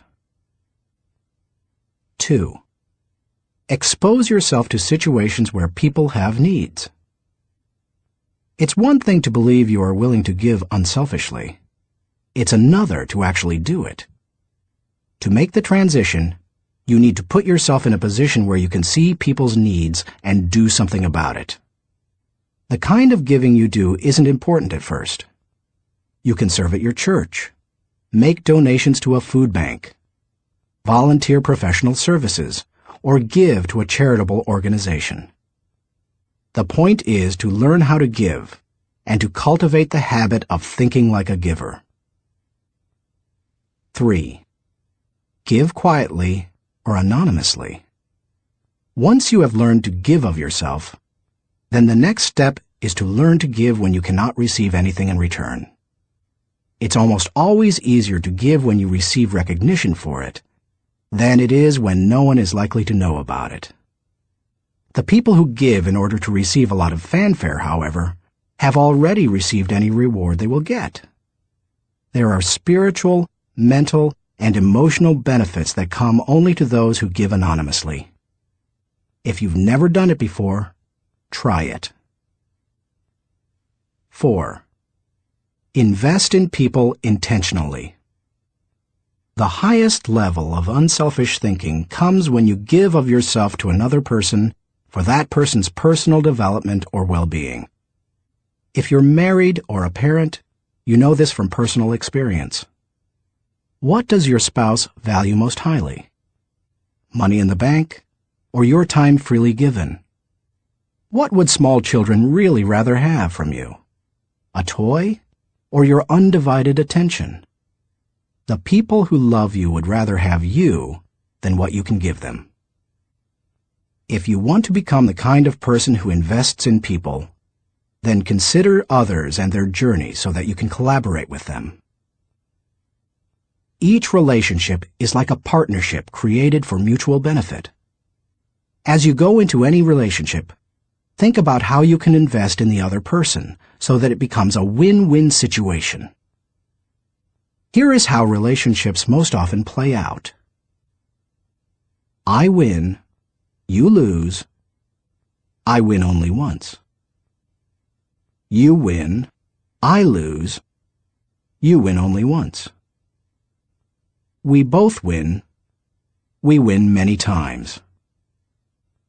We both lose, goodbye partnership. The best relationships are win-win. Why don't more people go into relationships with that attitude? I'll tell you why. Most people want to make sure that they win first. Unselfish thinkers, on the other hand, go into a relationship and make sure that the other person wins first. And that makes all the difference. 5. Continually check your motives. François de la Rochefoucauld said, "What seems to be generosity is often no more than disguised ambition, which overlooks a small interest in order to secure a great one." The hardest thing for most people is fighting their natural tendency to put themselves first. That's why it's important to continually examine your motives to make sure you're not sliding backward into selfishness. Do you want to check your motives? then follow the modeling of Benjamin Franklin. Every day, he asked himself 2 questions. When he got up in the morning, he would ask, "What good am I going to do today?" And before he went to bed, he would ask, "What good have I done today?" If you can answer those questions with selflessness and integrity, you can keep yourself on track. Give while you live. In the fall of 2001, we all witnessed a demonstration of unselfish thinking unlike anything we had seen in the United States for many years. Who can forget the events of September 11th, 2001? I had just finished teaching a leadership lesson when my assistant Linda Eggers came into the studio to announce the tragic news. Like most Americans, I remained riveted to the television all day and heard the reports of the firefighters and police officers who raced into the World Trade Center towers to help others, never worrying about their own safety. In the days following the tragedy, millions of Americans expressed a great desire to do something that would help the situation. I had the same desire. InJoy was scheduled to do a training via simulcast on September 15th, the Saturday following the tragedy. Our leadership team decided to add a 1.5-hour program titled America Prays to the end of the simulcast. In it, my friend Max Lucado wrote and read a prayer, expressing the heart's cry of millions. Franklin Graham prayed for our national leaders. Jim and Shirley Dobson gave advice to parents on how to help their children deal with the event. And Bruce Wilkinson and I asked the simulcast viewers to give financially to the people injured on September 11th. Amazingly, they gave $5.9 million, which World Vision graciously agreed to distribute to those in need. Unselfish thinking and giving turned a very dark hour into one of light and hope. Less than 2 weeks after the tragedy, I was able to travel to Ground Zero in New York City. I went to view the site of the destruction, to thank the men and women clearing away the wreckage, and to pray for them. I can't really do justice to what I saw. I've traveled to New York dozens of times. It's one of my favorite places in the world. My wife and I had been up in the towers with our children many times before and have wonderful memories of that area. To look at the place where the buildings had once stood and to see nothing but rubble, dust, and twisted metal, it's simply indescribable. What many Americans didn't realize is that for many months, people worked diligently to clean up the site. Many were New York City firefighters and other city workers. Others were volunteers. They worked around the clock, 7 days a week. And when they came across the remains of someone in the rubble, they called for silence and reverently carried them out. Since I am a clergyman, I was asked to wear a clerical collar upon entering the area.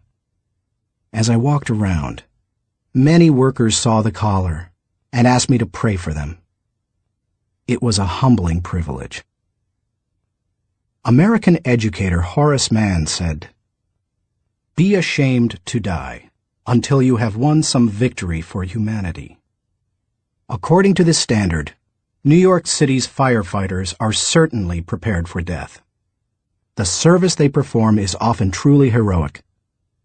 You and I may never be required to lay down our lives for others as they did. But we can give to others in different ways. We can be unselfish thinkers who put others first and add value to their lives. We can work with them so that they go farther than they thought possible. Thinking question. Am I continually considering others and their journey in order to think with maximum collaboration? Chapter 11. Rely on bottom-line thinking. There ain't no rules around here. We're trying to accomplish something. Thomas Edison, inventor. How do you figure out the bottom line for your organization, business, department, team, or group? In many businesses, the bottom line is literally the bottom line. Profit determines whether you are succeeding, but dollars should not always be the primary measure of success. Would you measure the ultimate success of your family by how much money you had at the end of the month or year? And if you run a non-profit or volunteer organization, how would you know whether you were performing at your highest potential? How do you think bottom line in that situation? A non-profit's bottom line. Frances Hesselbein had to ask herself exactly that question in 1976, when she became the National Executive Director of the Girl Scouts of America. When she first got involved with the Girl Scouts, running the organization was the last thing she expected. She and her husband John were partners in Hesselbein Studios, a small family business that filmed television commercials and promotional films. She wrote the scripts, and he made the films. In the early 1950s, she was recruited as a volunteer troop leader at the Second Presbyterian Church in Johnstown, Pennsylvania. Even that was unusual, since she had a son and no daughters. But she agreed to do it on a temporary basis. She must have loved it, because she led the troop for 9 years. In time, she became council president and a member of the national board. Then she served as executive director of the Tallis Rock Girl Scout Council, a full-time paid position. By the time she took the job as CEO of the national organization, the Girl Scouts was in trouble. The organization lacked direction. Teenage girls were losing interest in scouting, and it was becoming increasingly difficult to recruit adult volunteers, especially with greater numbers of women entering the workforce. Meanwhile, the Boy Scouts was considering opening itself to girls. Hesselbein desperately needed to bring the organization back to the bottom line. We kept asking ourselves very simple questions, she says. What is our business? Who is our customer? And what does the customer consider value? If you're the Girl Scouts, IBM, or AT&T, you have to manage for a mission. Hesselbein's focus on mission enabled her to identify the Girl Scouts' bottom line. We really are here for one reason: to help a girl reach her highest potential. More than any one thing, that made the difference. Because when you are clear about your mission, corporate goals and operating objectives flow from it. Once she figured out her bottom line, she was able to create a strategy to try to achieve it. She started by reorganizing the national staff. Then she created a planning system to be used by each of the 350 regional councils. And she introduced management training to the organization. Hesselbein didn't restrict herself to changes in leadership and organization. In the 1960s and 70s, the country had changed, and so had its girls. But the Girl Scouts hadn't. Hesselbein tackled that issue too. The organization made its activities more relevant to the current culture, giving greater opportunities for use of computers, for example, rather than hosting a party. She also sought out minority participation, created bilingual materials, and reached out to low-income households. If helping girls reach their highest potential was the group's bottom line, then why not be more aggressive helping girls who traditionally have fewer opportunities? The strategy worked beautifully. Minority participation in the Girl Scouts tripled. In 1990, Hesselbein left the Girl Scouts after making it a first-class organization. She went on to become the founding president and CEO of the Peter F. Drucker Foundation for Nonprofit Management, and now serves as chairman of its board of governors. And in 1998, she was awarded the Presidential Medal of Freedom. President Clinton said of Hesselbein during the ceremony at the White House, She has shared her remarkable recipe for inclusion and excellence with countless organizations whose bottom line is measured not in dollars, but in changed lives. He couldn't have said it better. Why you should enjoy the return of bottom-line thinking. If you're accustomed to thinking of the bottom line only as it relates to financial matters, then you may be missing some things crucial to you and your organization. Instead, think of the bottom line as the end, the takeaway, the desired result. Every activity has its own unique bottom line. If you have a job, your work has a bottom line. If you serve in your church, your activity has a bottom line. So does your effort as a parent or spouse, if you are one. As you explore the concept of bottom-line thinking, recognize that it can help you in many ways. 1. Bottom-line thinking provides great clarity. What's the difference between bowling and work? When bowling, it takes only 3 seconds to know how you've done. That's one reason people love sports so much. There's no waiting and no guessing about the outcome. Bottom-line thinking makes it possible for you to measure outcomes more quickly and easily. It gives you a benchmark by which to measure activity. It can be used as a focused way of ensuring that all your little activities are purposeful and line up to achieve a larger goal. 2. Bottom-line thinking helps you assess every situation. When you know your bottom line, it becomes much easier to know how you're doing in any given area. When Francis